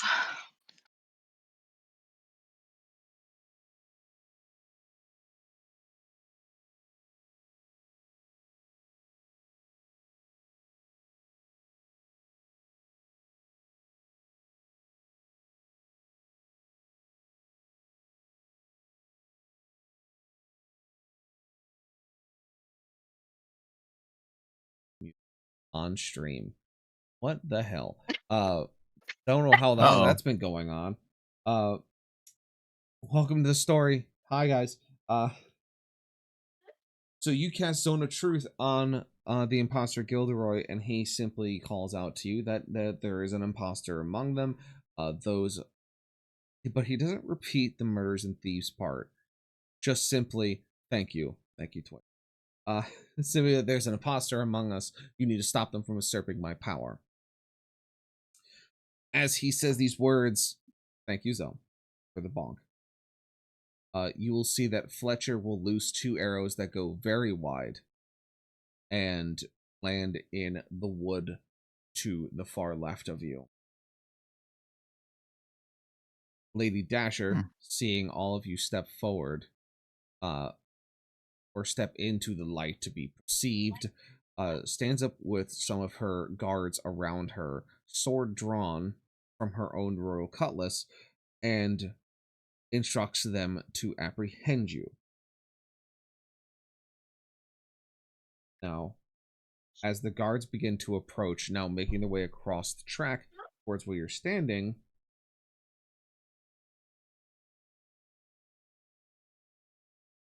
the real Gilderoy will try to dissuade his own guards from attacking him, as well as you. I would like to soliloquy, if I may.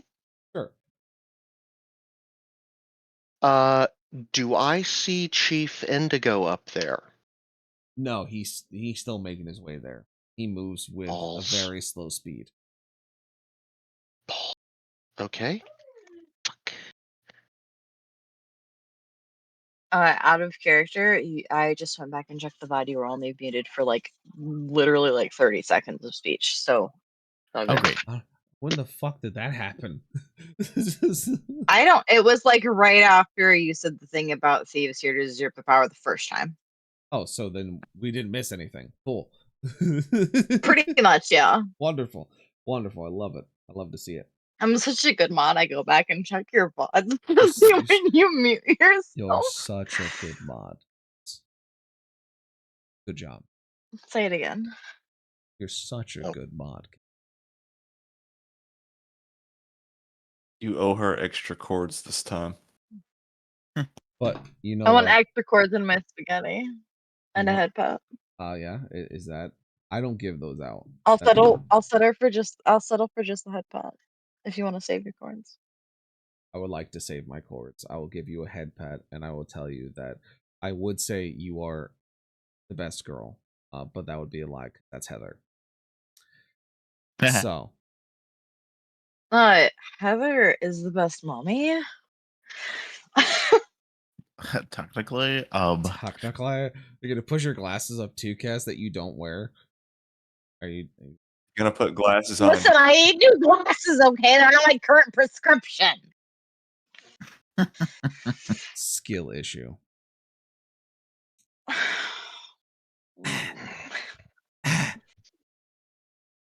Anywho, the real Gilderoy that is with you will try to dissuade the guards from attacking you and try to get them to stand down. And as the commotion begins to increase, you see the fake Gilderoy with 3 of his guards begin to attempt to flee by moving down to the essentially pit stop area of the steeplechase. I'm gonna throw a firebolt at whatever door they're closest to. All right. I don't think Roll there's the any hit. doors. We're outside. You are outside. We'll say doorway or Yeah. some kind of threshold. Yeah. Roll the hit. 21.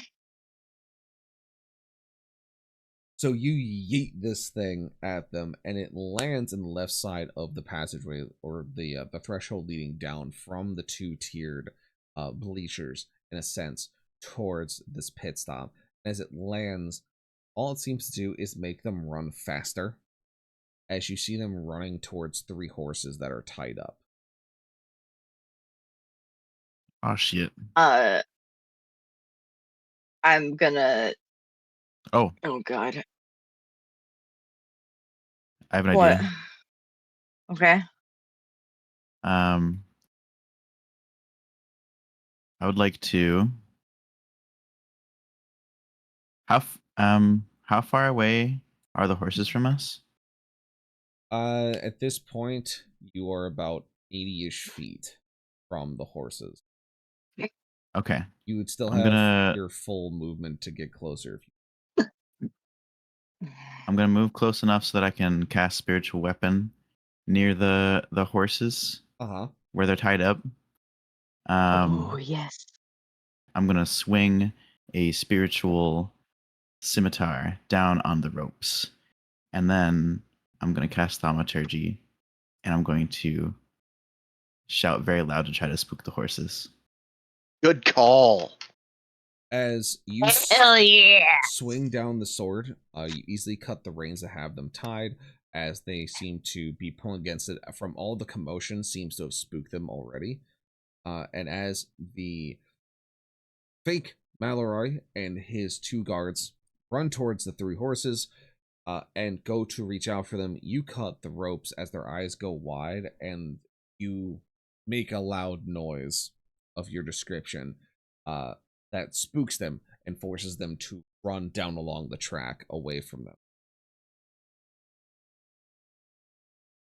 And then while I'm still in Thaumaturgy, I say, "Good horses." As the commotion continues to pick up, you see that the crowd has begun to exit the bleachers, and you lose sight of the 3 people you were tracking. As now the crowd is on the track, trying to figure out what exactly is going on. Do I have eyes on Lady Arturo? You do. She is making her way towards you quickly. You 3 go after those 3. I'll handle Arturo and the guards. Can I try to calm one of the horses? Oh, the horses are gone. So the ones on the steeplechase have left, and they're basically stopping them further down the track. The 3 that you spooked have run away from the pits. So it's just people on the track now. Basically, everyone's panicking because a firebolt was thrown. People are yelling and shouting. Arrows were fired. You know, there's a lot of things happening. So regular people, especially nobles, are going to need their brown pants when all this happens simultaneously.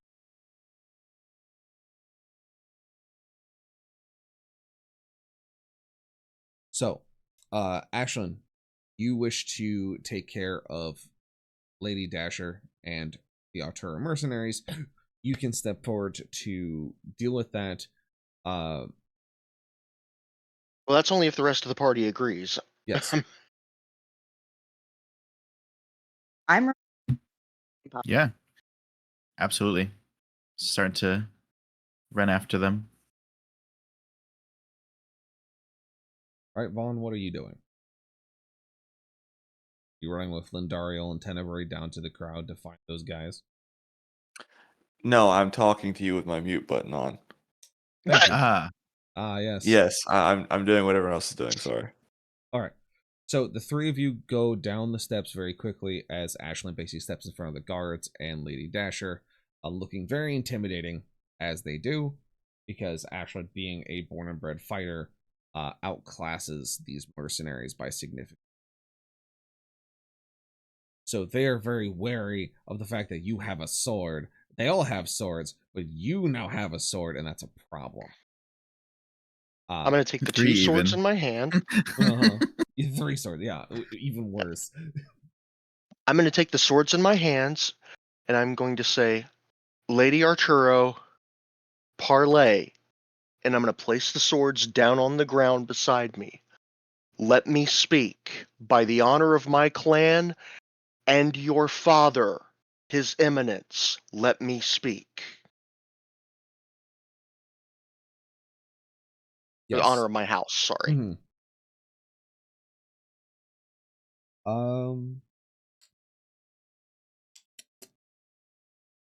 Give me a persuasion. See if you can sweet talk her. See if you can get through a thick skull of hers. I'm burning a fate point because I've got a feeling if this goes south, I'm probably dead. All right, burn a fate. I won't let you die. No dying. Not allowed.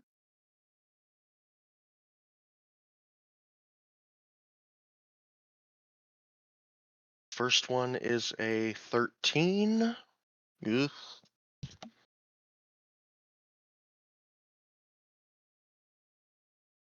And the second one is a 22. All right. With the 22, you have her stand down for a moment as she. Fine. I do not believe that you will be holding the blade that took my. Listen, but that does not mean that you and your compatriots will escape justice if needed. I will listen. Now. I completely and utterly agree. Justice must be brought. The man that came with us is the real Mallory Gilderoy. Your father, His Eminence, Chief Indigo, snapped him out of his confusion brought upon by a scroll that members of this theater troupe brought with them. As preposterous as it sounds, one of them is a shapeshifter. He is here to take control, not just of Gilderoy's estate and holdings, but the combined holdings of you and your late husband as well. By my honor, this will be stopped, and you will have blood. She nods as she listens, as the three of you rush down into the crowd, as Ashlyn holds them back and keeps them in parley. As the three of you get down into the crowd, you see that there is a number of people all shifting and moving very quickly, and that you've lost sight of the three that you were trying to follow. Now, if you'd like to perceive them, you need to see some rolls.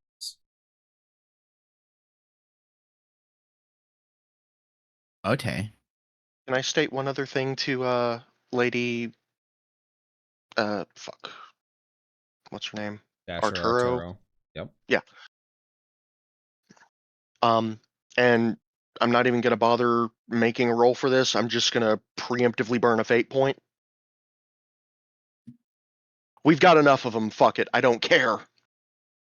I beg you, lend me or lend us your guards to ensure that no one gets away and the true culprits can be caught. In this clusterfuck, we need all of the friendly eyes we can find. She agrees that if the real culprit is there, they need to stop them from running.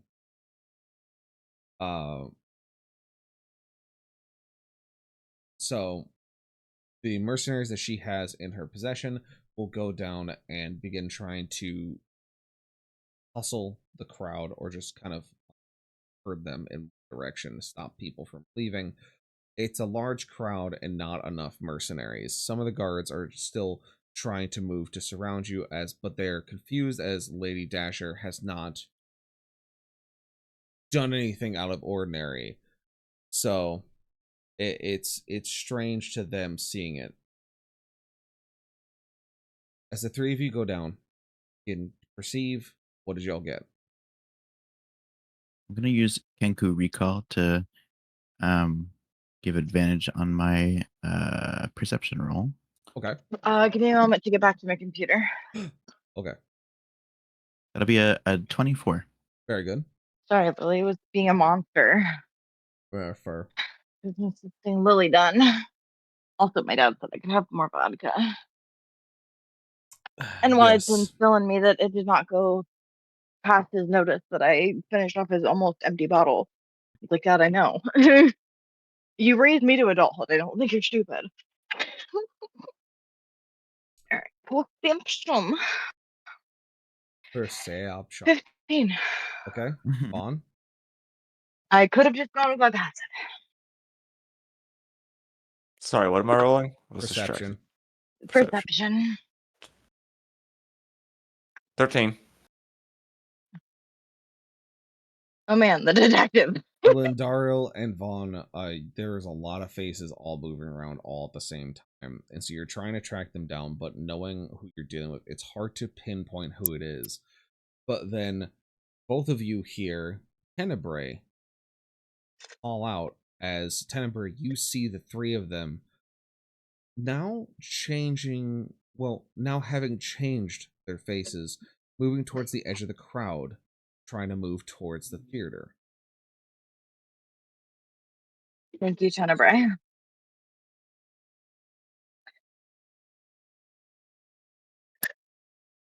Let's see. What to do? Are you pointing them out, Tenebrae? Oh yeah. No bathroom doctor. Bedroom doctor? Um, Hey. I'm gonna Ooh. break out into a dash. Yeah. To try to get as close as I can to them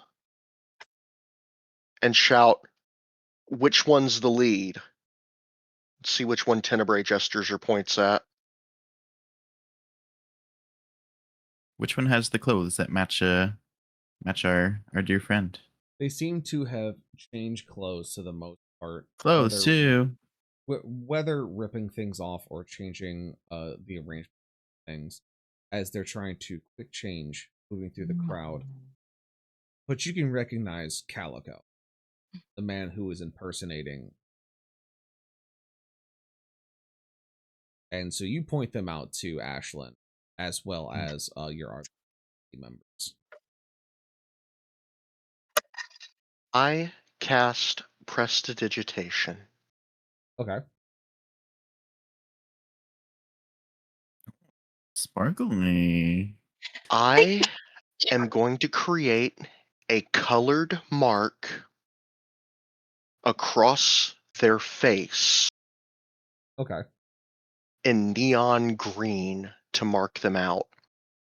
And then as soon as I can again, I'm going to have Tenebrae point out the other two and do similar marks in neon pink. So thankfully, because of your range, you're able to get them as they have moved out of the crowd and have begun almost in a full dash towards the theater. But you do seem to land the marks.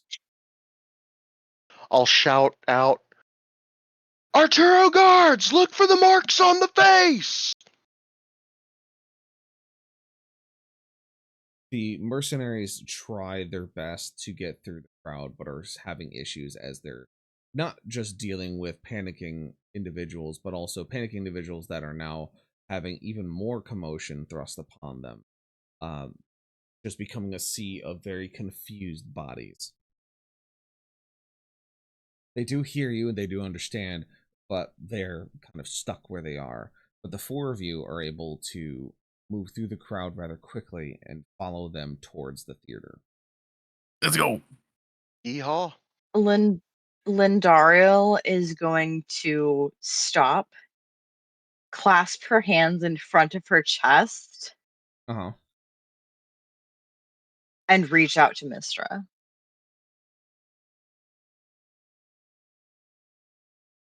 Okay. You, as you're standing in the middle of the crowd, speak to Mistra. And as you do, you, again, as before, follow the threads and such of the week. And as you reach out to them, you hear a voice come back, simply going, Puppet, you awake. I'm supposed to be asleep.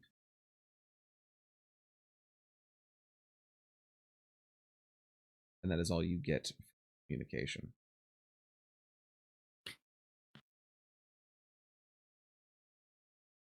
What the fuck? It's only just a dream.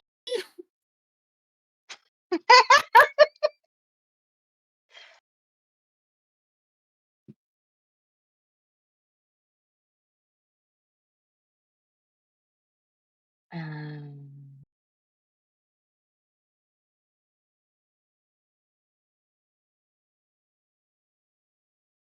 Chasing after him. Yep. yeah, running. Run in, run in. Not wearing any armor, so there's nothing to hold me back.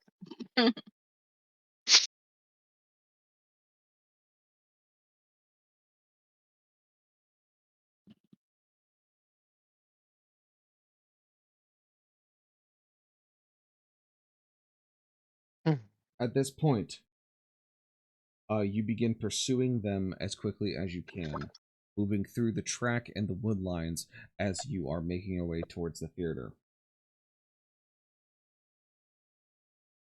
The first thing that comes up along to you guys is a horse jump that you see the three of them simply hurtle themselves over without missing a beat. What do you do? Yeet. Roll athletics. Horse jump, horse jump, horse jump.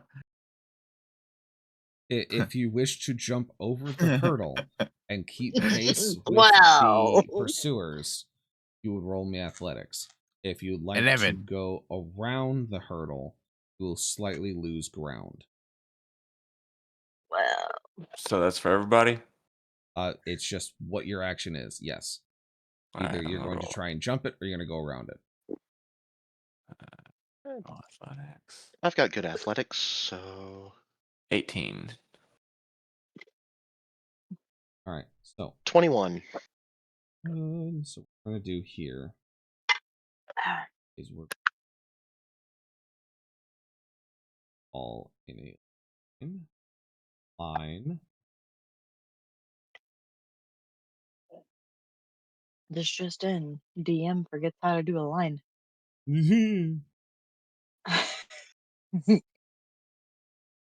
All right. This point, and then for the for the enemy, it's gonna be this head crab. Ah, Head crab.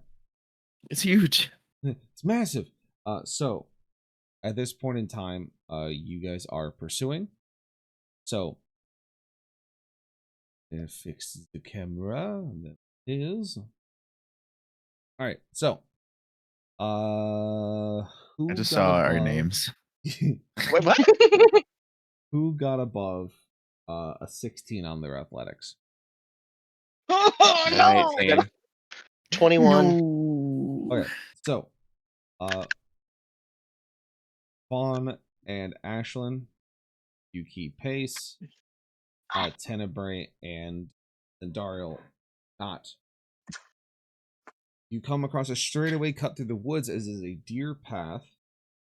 You can give me another athletics to dash to try and gain ground on your pursuers or on the pursuants, perpetrators, the bad guys, The bitches. the bitches. Yeah, absolutely.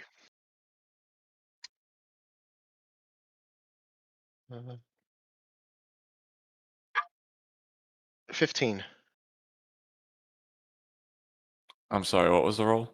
Athletics again. Athletics again? 18. 19. All right, Lindara, what did you get?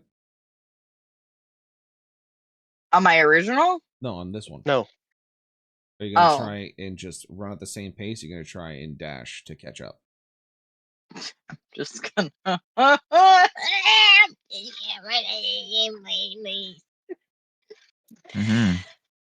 Mm-hmm. I say it all the time. Yeah, same. Listen, I'm a noble woman. All right, that's the only excuse that I have for the fucking 7. I'm a noble woman. I'm used to wearing heavy armor. Tenebrae groans as he goes past Lynn. Yep. Like, Linda! The other three of you are able to keep pace as Lindario falls behind. I feel like I deserve some kind of advantage for Tenebrae calling me Linda. Anger. The cleric would like to rage. Cleric would like I'll to use my rage. rage points. You know what? Roll me wisdom. Just a wisdom check. A wisdom save, actually. Give me a A wisdom save, save. okay. All right. 18. You do not fall to your rage. Fuck! You just get angry. Too smart to be mad. The one time I wanted to roll low. As you begin to follow you know them what? closer towards the theater, crossing the estate, you see that there is beanbag thrown across your path as you're chasing these doppelgangers as a small child wanders onto the track. Give me another athletics check to not run into the child. What the fuck? You monster. I know. 16.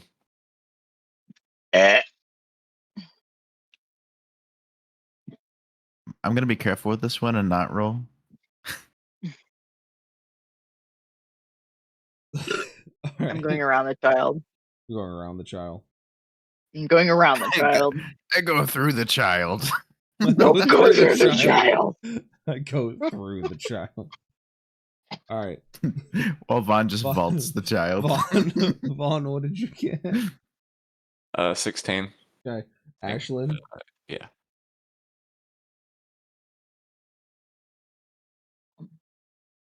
Ashlyn? 14. Sorry, I was taking my meds. You're good. So Ayo. Vaughn, you vault the child with ease. As the Tenebrae and Lindario go around it, Ashlyn, you try to follow suit and vault the child. You knee him in the side of the head and you keep on going. Oh no! And Tracks. fucking Ashlyn just I flying me as a kid. yeet a healing word at the child. I glance back over my shoulder. Walk it off! The child gets 12 HP back from the healing word. At least she wasn't a horse. Stay off the track, idiot. He's gonna Stay on Damn, the track, Tenebrae. idiot.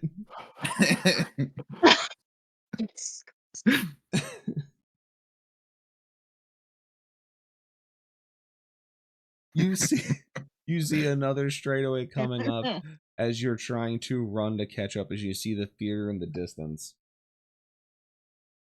If you would like to try and catch up, roll me athletics. Oh my god, okay. How far away are Okay. they, and do I have a clear line of sight? You have a clear line of sight, and they're about 80 feet away from you. I'm throwing a fucking guiding bolt. That's going to be a disadvantage, miss. I'm fully sprinting right now. Okay, but Okay. That's an 8 to my athletics. All right. I'm getting winded. I'm getting a little winded. Getting a little oof. That's a nat 20.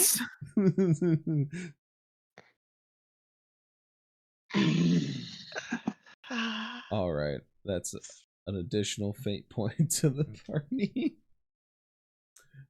All right. What was I rolling? Sorry. I was Athletics distracted. again. 15.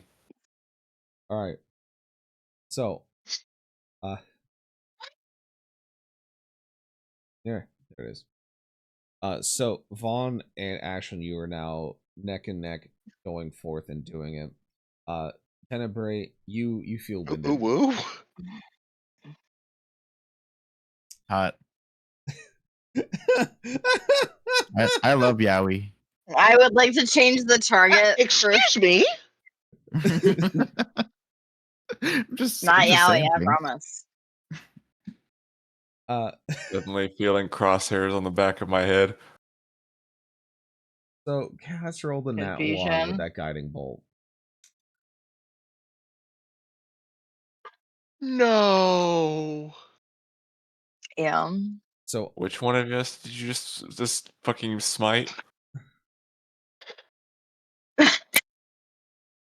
Bing So, bong. Probably myself with my own luck.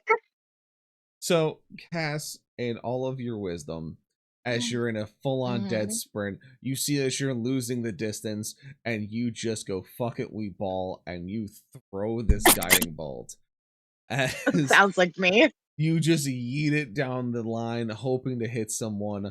As you see Vaughn keeps on sprint, he's getting up speed as he looks over his shoulder as he sees the guiding bolt coming directly for his head. What do I have to roll here? Uh, Cass has to roll the damage you first, so I need to see if she actually hits through your AC. So, Cass, roll the hit. What do I? Roll the hit with your guiding bolt. Okay. Can I intercept? You fucking. Did you just roll a crit to hit him? He rolled a 19. No. Oh, 19. Okay. Oh, So Amazing. she. Can Yes, can I Ashlyn. intercept? I'm gonna say at this point in time, because you were dead on sprinting, chasing the perps, I would say that you not be able to try and change your direction that much. As Vaughn, you are slapped with a guiding bolt.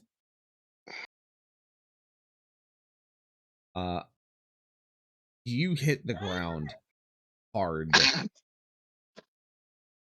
as you just imagine just taking a brick to the back of the head. That's kind of what just happened. Uh-huh. I All need I to can know do at this damage. point. Yeah, roll the damage, Cass. 15. I'm getting close now. Ashlyn glances over her shoulder. Walk it off! Vaughn will remember this. Vaughn, you hit the ground hard and you tumble back as Tenebrae winnily gets past you as he's still running. Ashlyn is gone.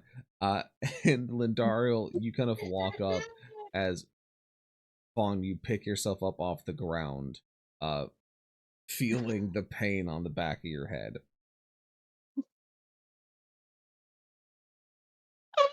That fucking cleric just tried to smite me. And I'm going to start sprinting again.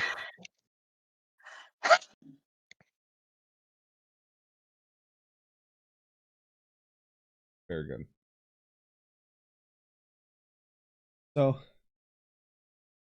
you see that Ashlyn, you see that the perpetrators, the three that you were following, make it to the theater and run inside.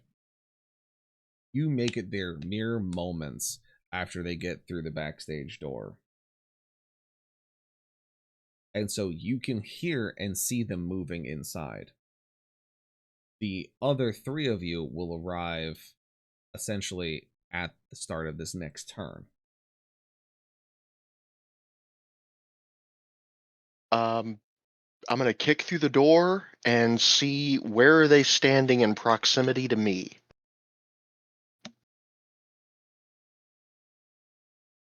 You will see at this point that one of them has moved to try and take a position in the box seat level of the theater and attack from range, as they seem to have began running towards How far box ahead of me seats. were they? They were ahead of you by about 30 feet or so. So one of them is running towards the box seats as Okay. they ran through backstage and are running into the actual theater part of it and are running towards the box seat. You see another one is trying to scramble under the stage. And then you see one other body and then a second one, making 4 in total. These two running quickly into one of the backstage doors. Looks to be going into a dressing room of sorts. Hey, say that again. My headset cut out. So one of them is running towards the box seats with a bow and arrow in hand. Another one is trying to scramble under the stage. And then Okay. the third body you were chasing, and a fourth one that pulls itself from backstage, sound like a struggle and get pulled into one of the dressing rooms backstage where you're standing. Okay.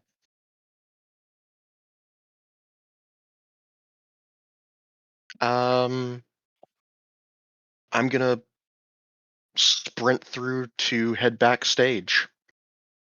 If I see a target of opportunity, I'm gonna. I don't have my daggers with me. Fuck. If I see a target of opportunity, then Eldritch Blast. So you run towards the dressing room. You run towards the dressing room that you heard shut. Inside, you can hear commotion, struggle, shuffling of feet, and what do you do? Boot to the door. The door. As you kick the door open, you see Calico holding Tabby, one of the other actors, hostage with a large, what looks to be knife of sorts to her neck. Bitch. If you don't say I've seen bigger, I'm gonna be so disappointed.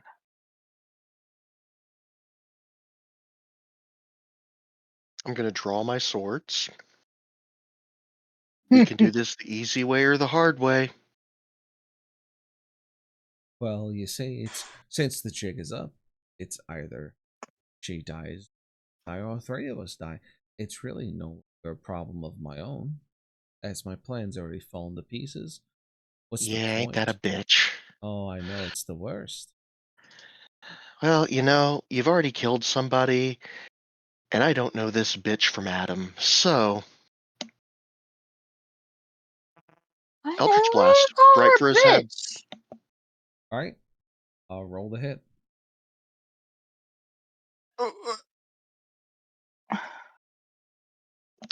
With spell attack, 23.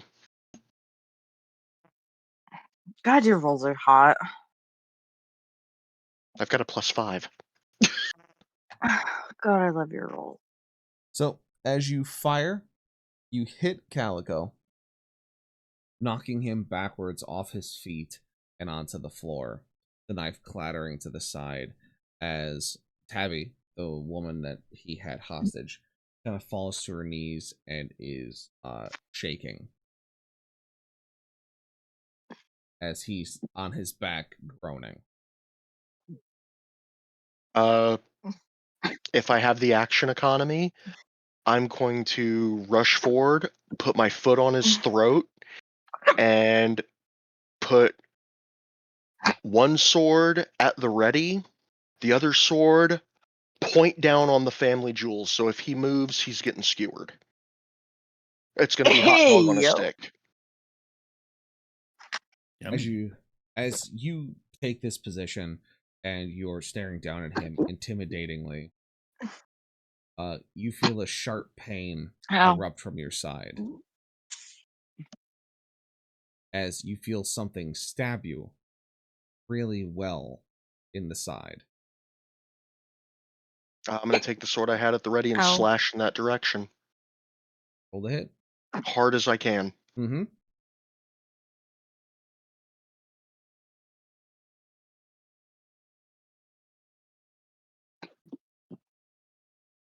Roll to hit. Roll to hit the creature person thing.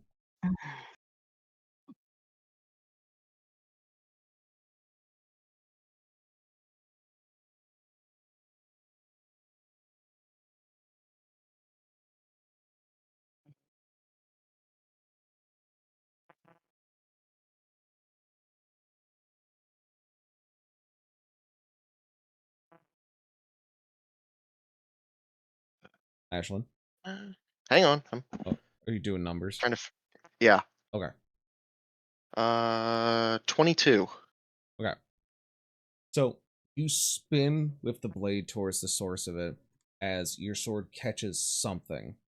And as it does, your face is sprayed with this black ichor as Tabby grabs at her throat, falls to her knees, and collapses onto her side as she reverts to this gray skinned creature underneath her clothes.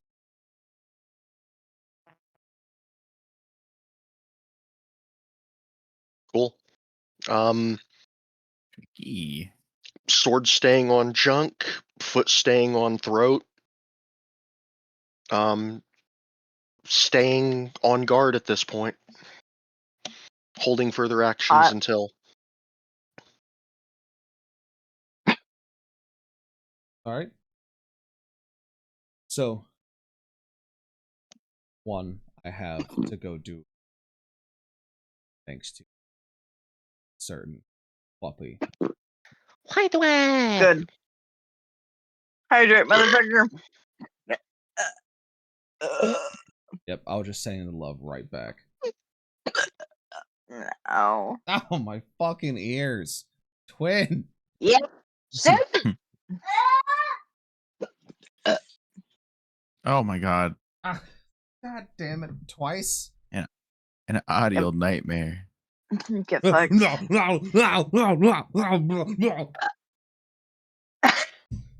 Fucking. I'm being assaulted. I'm under attack. I'm under siege. Oh, now That's a good movie. Now Clem's here. And now I'm being fucking. I need to get my water, you monsters. You're welcome. Call me daddy.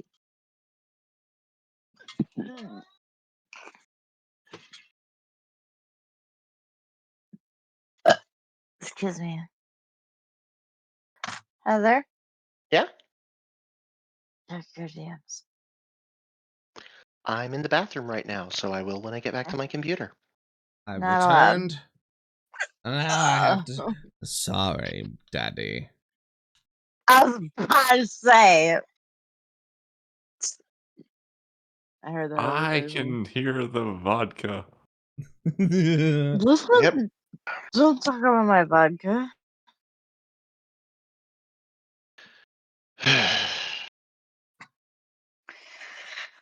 Listen, my child attended school 2 out of 4 days this week. Yep.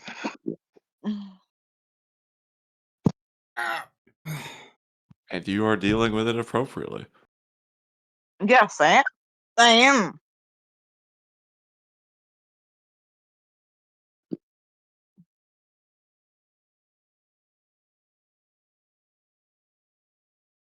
Right. So, Ashlyn, you have Calico pinned to the ground. You just slice Tabby across the neck.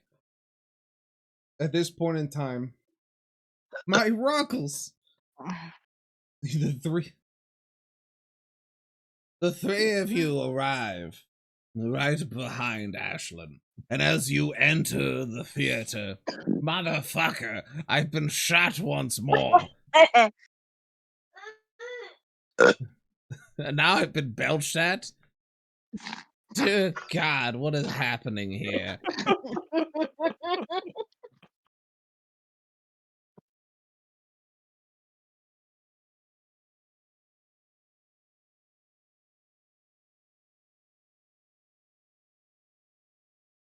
It's just degenerating into wanton violence at this point. Mm-hmm. Uh-huh. So as you arrive at the theater, the three of you step in, you see that the back door to the backstage has been kicked open. The trademark, of course, of Ashlyn's appearance. You hear a scuffle, a scurry, and the death gurgle of someone in backstage. And as that all occurs and you step inside, you hear an arrow thunk into the wall next to you. Fletcher. Elevator.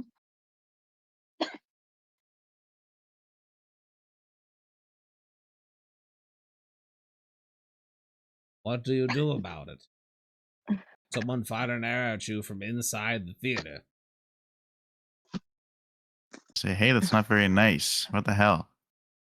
I Well- swear. Profusely in Elvish. Very good.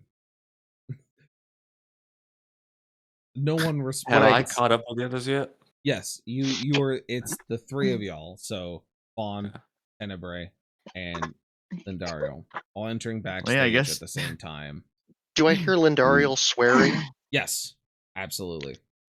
I shout out, no quarter. Neat. Going to see if I can see where the arrow came from. Or bolt. Lindario reaches out and slaps the wall and casts light. Okay. What do you? What you slap in the wall? You're gonna put like a ball of light on the wall right there, or what's the idea? So The nature of light is that I touch the object no larger than 10 feet in any dimension, and it sheds bright light, and it's just a 10-foot circle is going to fucking. So you turn the wall they shot the arrow at into a spotlight. Yeah. All right. So you do that. And so now everything's really bright backstage. And is also really bright in the theater. As another arrow thunks into the wall and misses you because they were blinded. Good. Can I see where the arrow came from? Give me a perception at advantage because of the ball of light.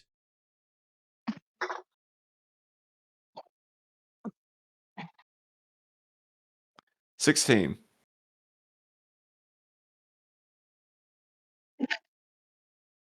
You can see that it's coming from the box seats.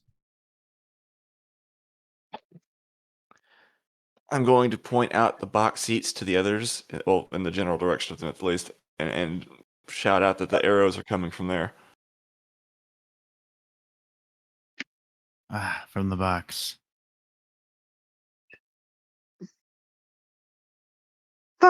Firebolt.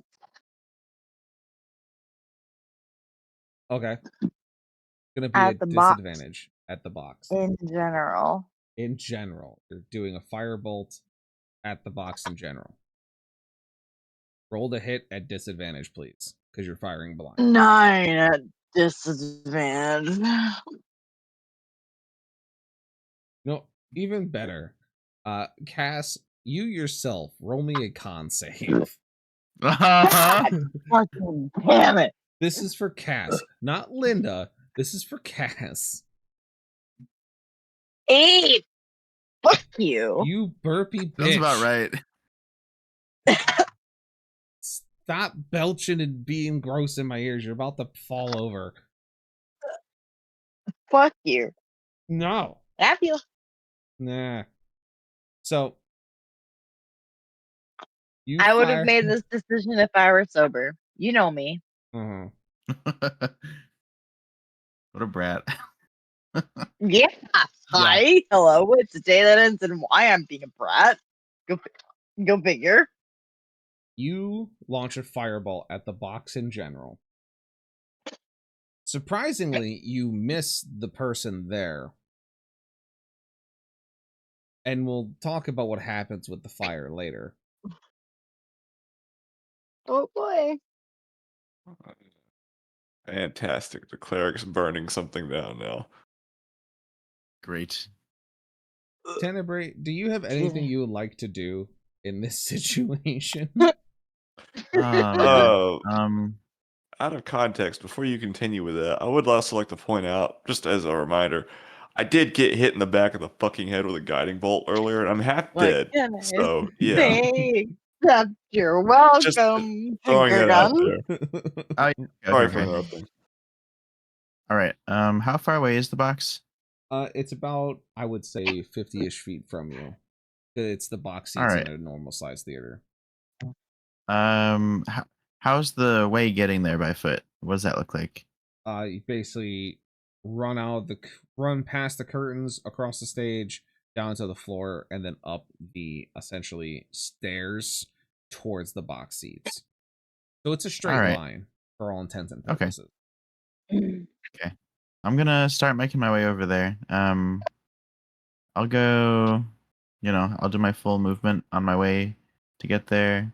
While I'm going, I'm gonna burn a use of Channel Divinity to throw some healing at my dear friend Vaughn. That'll be 1d8 plus 3. Vaughn, do you want to roll that?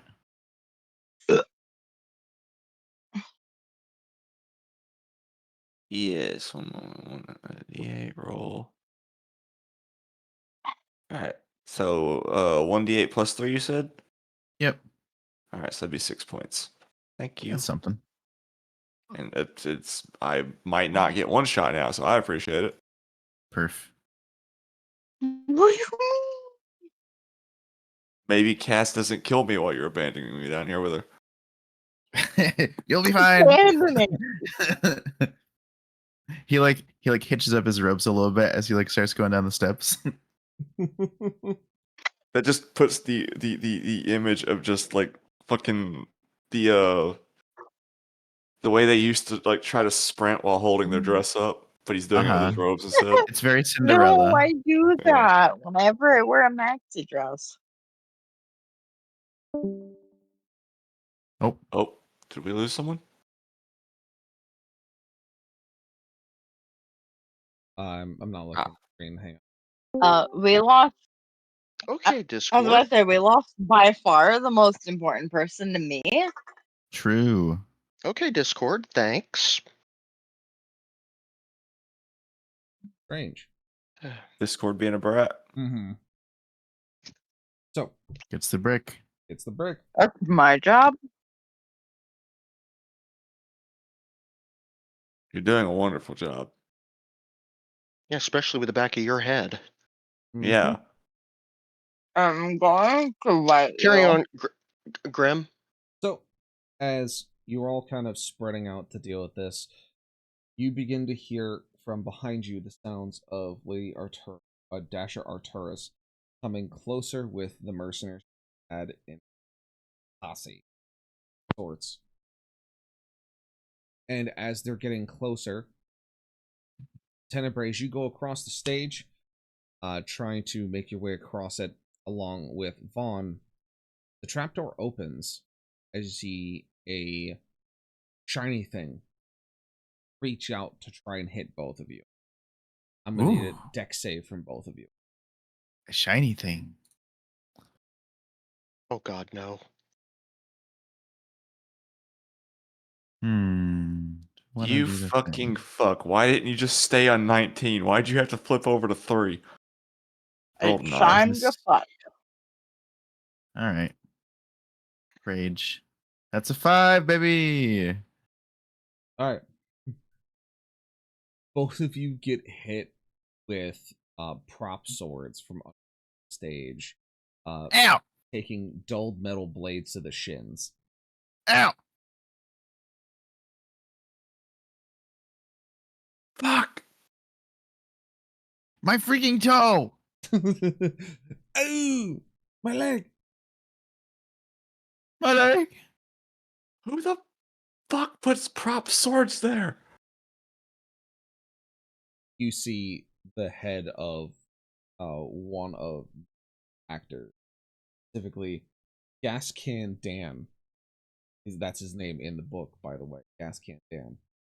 Come out of the trap door as he's holding a scimitar now. Definitely not a prop sword. And as he raises it to bring it down at one of you, as you are knocked prone from taking a dulled metal sword to the shins, you see a sandbag fall from the rafters and clock him in the head, knocking him unconscious. Yeah! Aha! Get I called it! fucked. I give our friend a thumbs up. I called earlier that that's what those were for. Dropping on people's fucking heads. Only theirs, as you see Harissa continue to run across the rigging. Can I see this? You hear it and see it. Am I able to take an action? What's your action? Bless. Sure. Bless Yeah, this I guess mess. I need a bless at Harissa. Okay. She now has an extra D4 for her attack rolls and saving throws. All right, cool. So that leaves the doppelganger in the box seats and Calico being held down by Ashlyn. move and be turned into a cat kebab.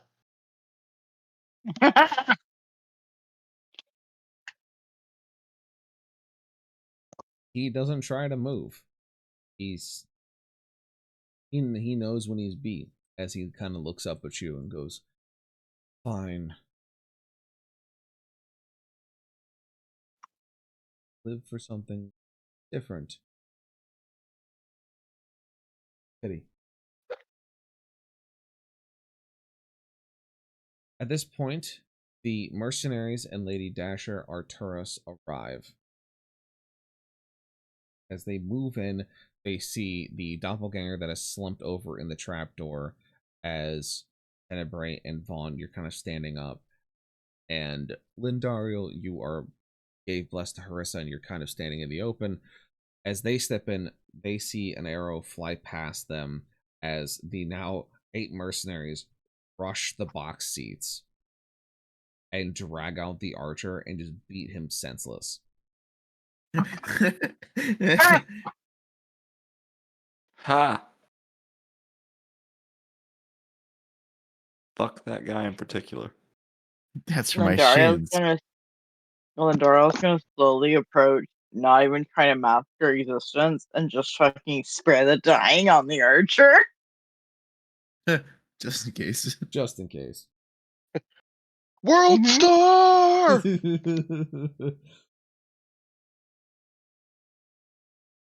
Mallory Gilderoy will arrive soon after as the mercenaries collect the doppelganger bodies. As Ashley and I would imagine at this point, you would drag Calico out to face the rest of the people. Oh, yes. You see Mallory Gilderoy standing there in backstage. He will be standing there with 8 guards and Chief Indigo. As they basically tell the mercenaries to stand down, as the mercenaries now see the doppelgangers and realize that everyone here has been. As everything kind of wraps up, and Calico is basically sat on his knees in front of both Lady Dasher, Mallory Gilderoy, the 4 of you, Carissa Tanner, and Chief Indigo, as well as the guards and mercenaries. Carissa basically steps forward and puts her wrists out towards Mallory, simply saying that she joined the troop because she had recently learned that Calico was her father. She didn't know anything about the troop's plans, but once she learned of the plot to replace Lady Dash Arturo and Hess Arturo, she knew she had to try and put a stop to it. She attempted to poison Calico at dinner, but her plan was foiled. Later that night, she overheard the other doppelgangers explain how their plan to replace Hess Arturo and Lady Dash Arturo went pear-shaped because he was in bed with a woman who wasn't his wife, and his wife walked in on them in the middle of the replacement job. In a moment of improvisation, they took on the forms of the 2 party members, escaped. Calico then convinced the group an easier and more attractive candidate for replacement would be Mallory himself. They used the Feeble Mind spell on him, and Calico took his place, this time without the need for stage makeup.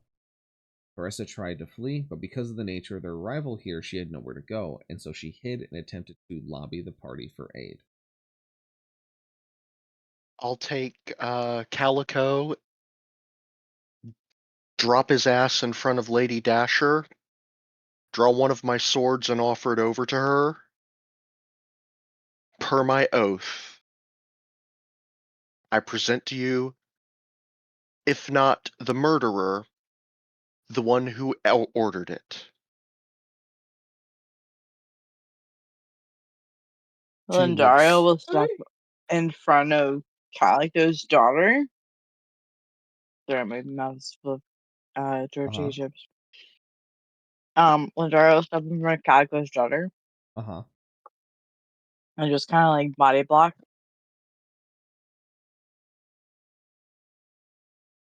Okay. So, you body block Carissa from essentially being arrested. And Ashlyn, you step forward and basically hand Lady Dasher a sword. Basically tell her that blood for blood, this is the one that orchestrated the whole replacement, that killed your husband, etc. Yep, dropped him at her feet.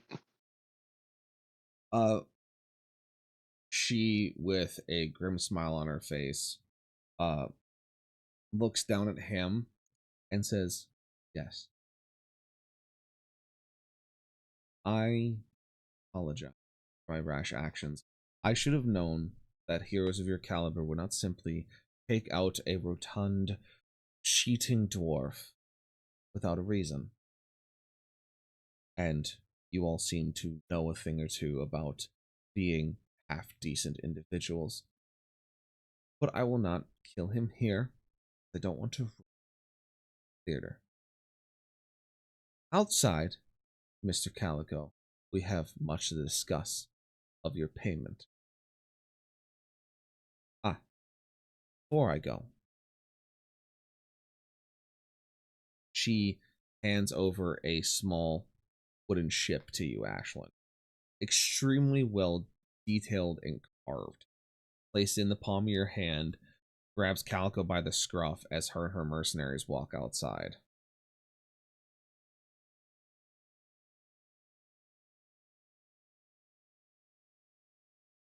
At least it's not a paper boat. Mallory. Okay. Mallory, watching the events unfold, will apologize for the confusion. Simply, I did not wish for this to happen. It's been quite a birthday, but is not what I expected. It's always something different here. You know, it's just strange. Always is. But regardless, I'm sorry that you were, of course, put at the center of all this, but thank you for solving this problem, tying up the loose ends, etc., making sure that everyone is accounted for, and that we found the murderer of Sarturo. Here, payment for your services, but because, of course, you have done a great deed this day, and you've also removed murder from our midst, among other things. And he hands you over a bag worth 700 gold pieces. To who? To you. Like, y'all, as a group, Okay. basically hands the money to the party. Party has money now. Money. Money. That's Money. 175 each. Boop. Fletcher Gilderoy will look at all of you and simply rough at all of you and go, I didn't do fucking shit wrong, and turn around and walk out of the theater. Okay. I have an out of context question. Yeah. I'm a little confused at the nature of this scenario. This was a dream sequence, effectively, right? Is it? That's what I'm asking you. Is it? Oh, don't fucking do that. I'm trying to figure out if I actually get to keep this gold or not. Is it? Fuck it. I'm putting it in my inventory. We can take it out later if we need to, or we'll Nope. just forget. it. Oh, weird. Oh, no, weird. Model wooden ship. Gift from Arturo. 175 gold. You did say 75, not 25, right? 175. 175. Thank you.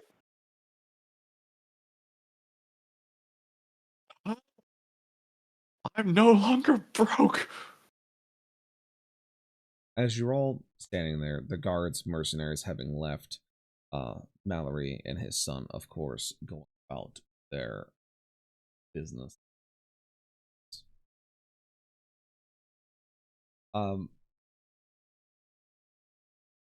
What do you do?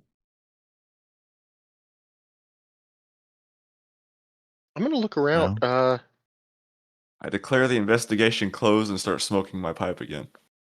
Very good. Very good. Very good. Very good. Very good. I'm gonna step outside and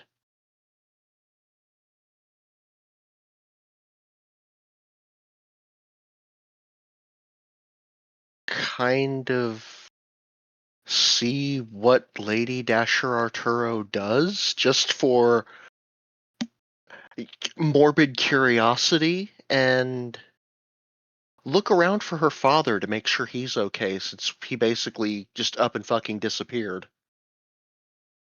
He's outside. He's also smoking from a pipe, but he moves very slowly and with purpose, and did not Ah, need to go inside. cool. So he's all right. That's all that matters to me. Mhm. Cool. What do they do to the schmuck nugget? Oh, it's just a very simple decapitation, and then his head is put on her pike as she carries it back, kicking the body over and leaving it behind as her and the mercenaries walk away.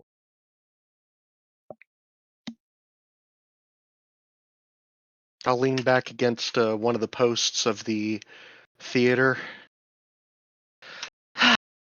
God, I love a happy ending.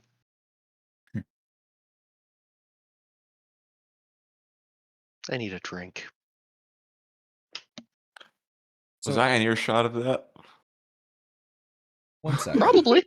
Probably. Uh, 1 second. Vaughn pops up from the corner of nowhere. Water skin? Water skin. So, Vaughn, as you pop up, and Ashlyn, you take a swig from the water skin. Tenebrae and Lindariel, what are you two doing? Ashlyn and Vaughn have stepped outside. You two are the only ones backstage with Harissa.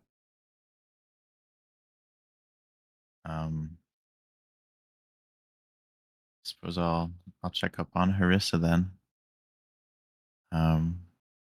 Somebody will approach her and say,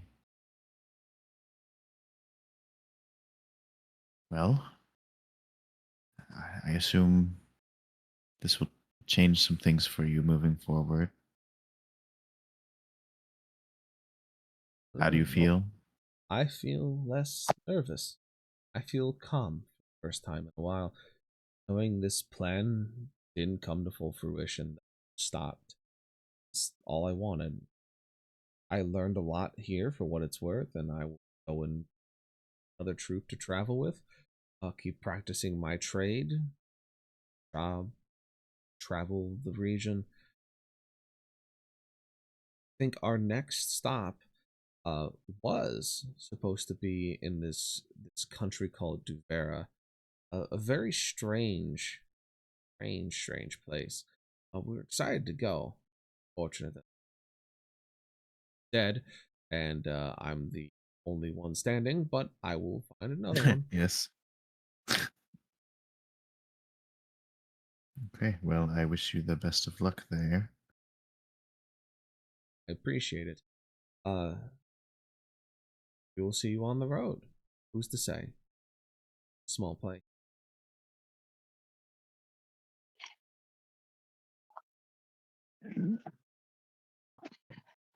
So,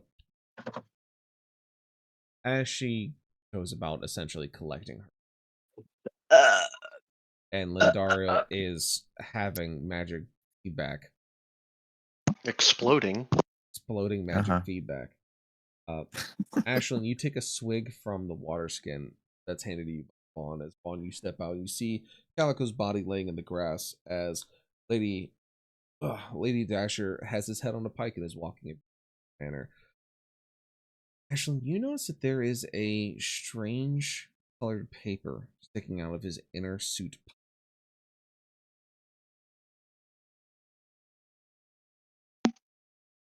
I'll take a look at it. You pull it out of his shirt pocket, and you see that it is a letter of contract. Hire. And it's signed by Mallory Gilderoy.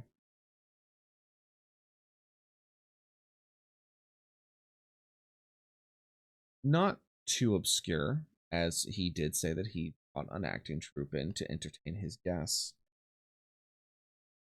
It's the letter behind it that seems to give you pause.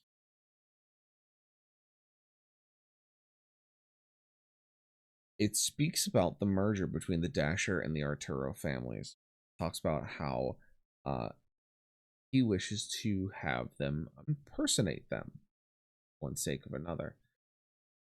That if they were to come to the island and they were to entertain the guests, that they would have a chance to no longer have to live a life of not enough pay and struggling. That he would make sure they'd have all the business they could, all the money they could fathom, make sure that their bellies were full, their clothes were well kept, that their costumes would be the best they've ever had. And all Mallory had asked of them was to remove Lady Dasher and her husband, S.R. Turk, and replace them.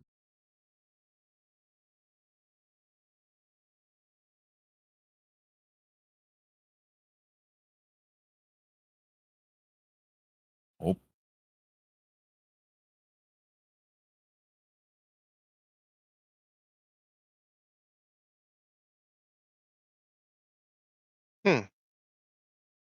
I'll fold the paper up and stick it in my doublet pocket. You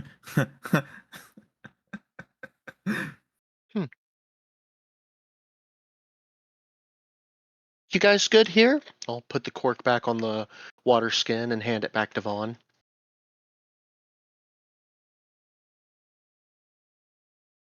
I think so. This was probably the worst party I've ever been to. Oh, nah. You want to hear about the worst party? I'll tell you a story later. I gotta go find the chief really quick. I'll be right back. I'm gonna head to the manor and see if I can't find Chief Indigo. Yeah. You head to the manor, and you find Chief Indigo easily enough. He's walking slower than his granddaughter, and he's smoking his pipe, and he's enjoying it, knowing that she is safe. And he sees you approach and goes, "Ah, Ashlyn, nice to see you. I'm glad that things have settled now." For the most part. What do you mean? I want to give you a gift, and I'll let you do with it as you will. She'll Okay. take the 2 letters out and hand them to the chief. You seem to be a very wise man who thinks things through. Do with that as you will. Yes, I will. And think this through. Thank you for bringing this to me. I can deal with this as necessary. Oh. Now, Ashlyn, Hmm? I need you to wake up. Huh? You motherfucker.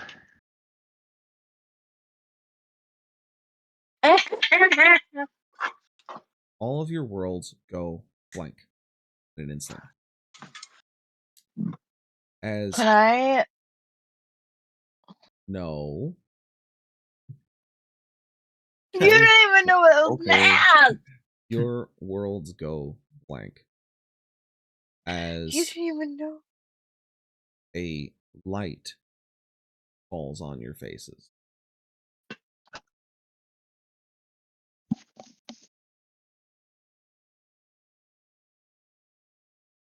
You hear a soft voice, one that you don't recognize, as hands seem to pull covers off of your head as the ruffling of pages is heard.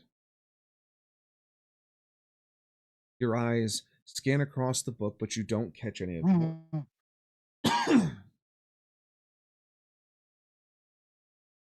as eyes go up to see a older woman looking down at you, saying, "Why are you reading again? It's time for sleep. You're supposed to be asleep."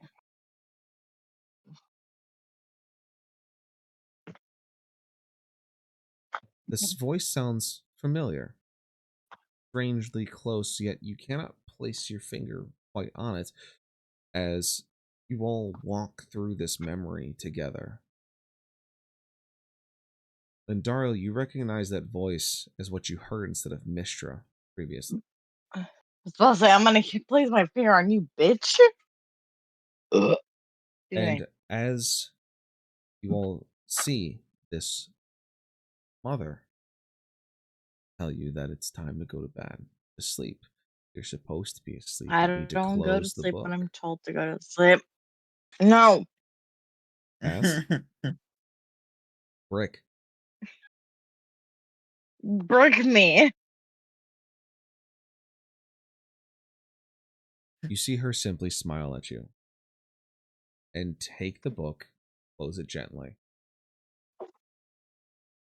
You try to make out the letters on the cover, but you'd really have to focus if you want to make anything out in the memory. I want to focus. If you want to focus on those letters, please roll me a perception check. Okay. Here's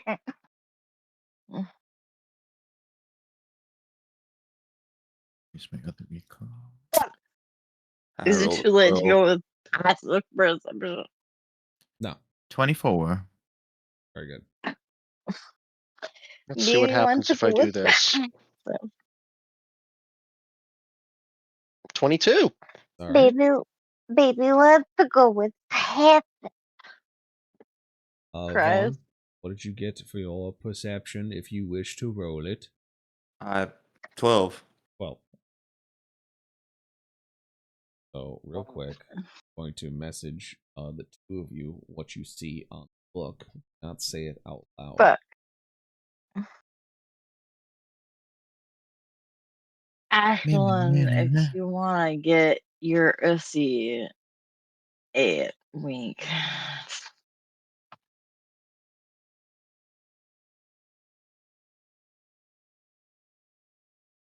Got it. Heck. So, as the mother takes the book away,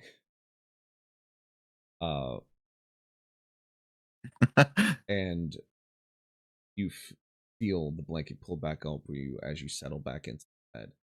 The four of you wake up. Back in that strange room of the inn where they were trying to have you take medicine before. The guards having stopped by, trying to see if you were downers. As you all seem to just come to all at once. As you all seem to have just fallen asleep where you had stood.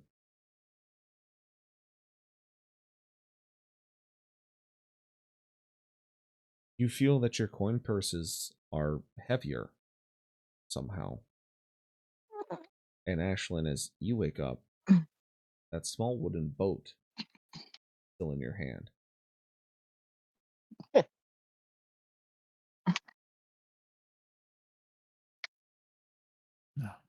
Isn't that something?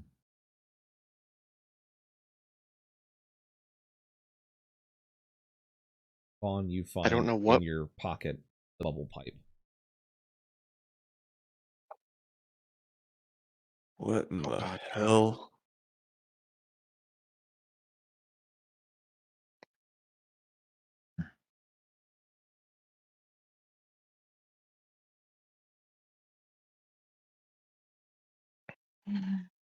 That's it. I'm swearing off all other ale. All I'm drinking is rot gut here forward. That sounds like a terrible idea.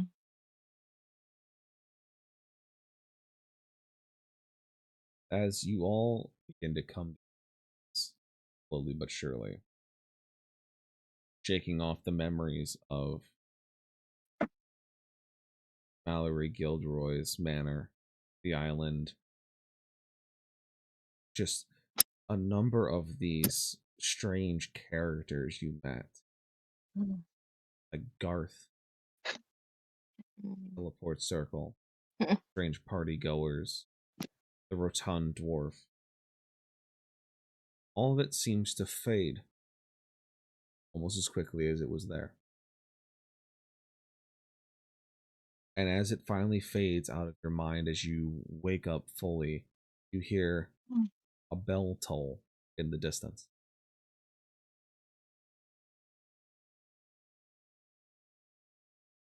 And that's where we end our session. Ding dong. Ding dong.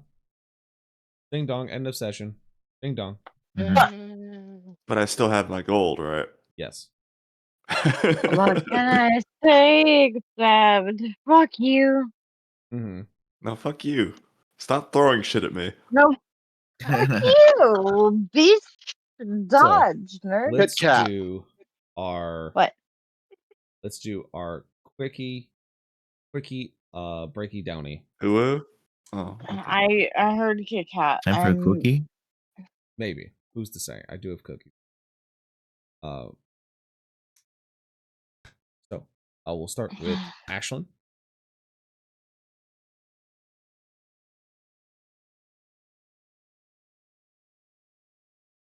My love.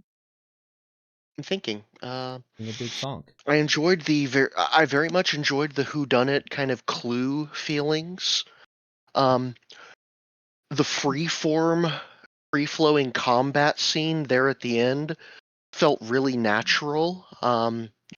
Was kind of interesting going without initiative rolls and like a hard set turn order, but I thought it was fun. It felt really fluid. And I can't fucking believe that parlay worked. It was close. I'm not gonna lie. Whew. I'm like, okay, this is either going to work really well or I'm going to have a lot of blood on my hands here in a quick second. Either way, Ayo. those three should be able to handle it. I hope. Uh-huh. Either way, it's hot. And I'm done. All right. Menace. Linda. If you call me Linda again, so help me God, I'm gonna fucking never. Uh-huh. I would have liked more opportunities to throw a guiding bolt at Vaughn's head. I don't think you're supposed to hit friendlies, but you know. Listen, you say that, but look at my track record and look at how frequently I have used in my history of playing D&D command specifically on friendlies. I think you'll find that command is something that I reserve for friendlies. Therefore, let me hit my friends. Arr. Thank you. Doesn't halfway kill me, so. It doesn't halfway kill you, it just makes you do what I say. Uh-huh. So, Mm-hmm. would you is all you had, Cass? I wanted more opportunities to be gay. I'll keep that in mind for the script writing for the next few sessions. Give Yes, me more gay, please. yes. Give me more gay. I will Give me more chances to be I will put violently it gay. in my notes. Thank you. I appreciate it. It better be in it, or I will lick your eyeball. Ah, gross. On. You're welcome. The beginning of the session, getting to come in as the investigator and like pairing up with Tenebrae to fuck with Lindariel, that was great. Yeah, it's good. Thank you. While also getting to do like the Inspector Gadget Sherlock Holmes hybrid of just really playing into the investigator with the pipe and the looking for shit, but also being a goofball. I had fun. Inspector Gadget. Do, do, do, do, do.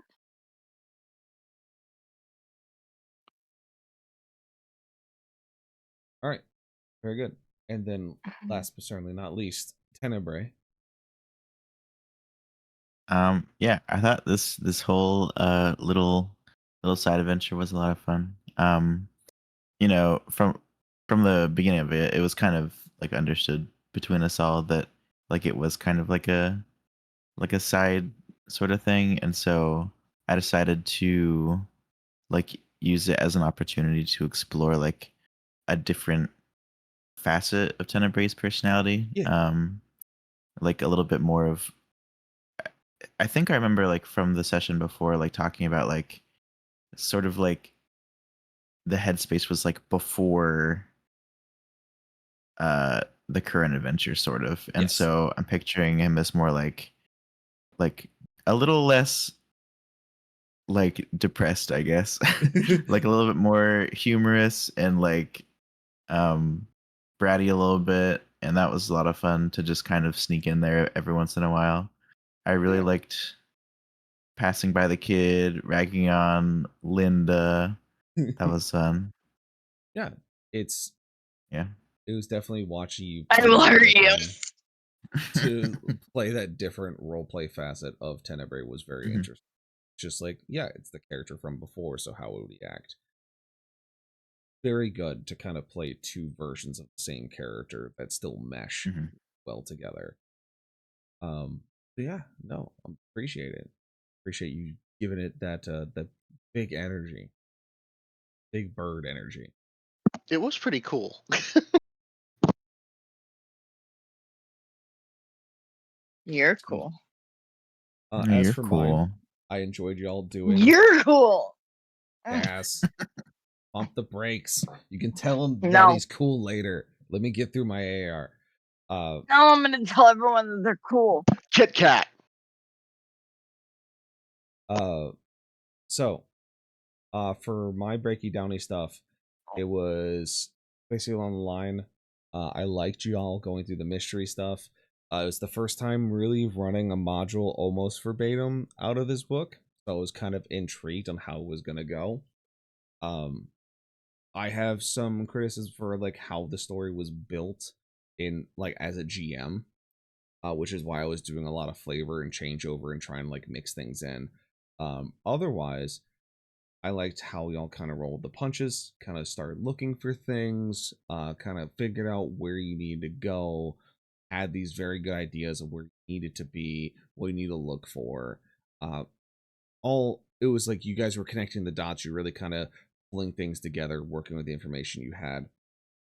I really loved y'all self-sabotaging for a hot minute there as you were just talking about what you could do to the guard that was following you. Definitely not possibly incriminating yourselves or making yourselves more suspicious. Not at all whatsoever. But it was definitely like a funny thing of like, oh yeah, we could do this, and the guard's just like writing it down, like, oh shit, they can do this. Yeah, so it for what it was very good for you guys to kind of play into it. I definitely had to change some things over because the vanilla way it ran was very strange. But regardless, I thought you liked enjoyed it. vanilla. You reminded me that I need to add to that the whole bit with the guard in the what you call it area, the backstage area, where you made him an elf and let Lindariel make him cry, and then letting me give him the rot gut afterwards. Fucking flawless. Thank you. just the pulls off helmet with tears in his eyes. It's a terrible day for Rain. Just oh no. But yeah, it's we have an ad break coming up here in about 50 seconds. I'm out of snoozes for it because I didn't run them earlier when the stream started. But we'll be rating out of here in a minute. A lot of fun, a little bit of setup. The two characters that did get that little bit of snippet, digest that snippet until next session. So, with that, that is all I have for tonight. Thank you all for being here. For those of you who are currently viewing and who are a part of this, please take the time to check out our dear players here. They are the lifeblood of this little shenanigan we get to put together for you. And just be cool, be chill. Go check out other streams, check out the VOD stuff on the archive if you want. Go and check out other things that we've done previously, other sessions, other cams, other campaigns, other co-ops, other let's plays, etc. And we're gonna go find someone to raid out to, and we hope to see you guys next Friday, next session, which is going to be a little bit more exciting. Hopefully, it's going to be a little less boxed in by the module, and so we'll be able to kind of get a little funky with it as you guys continue to try and hunt down the Blight Piper and moving along in the story stepwise. So, Yo. let's go ahead and find ourselves a target.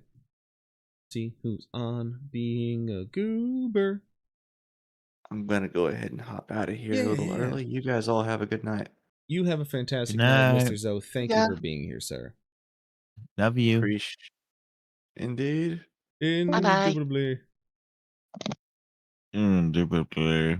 And doubles. Unbelievable. Double doubles.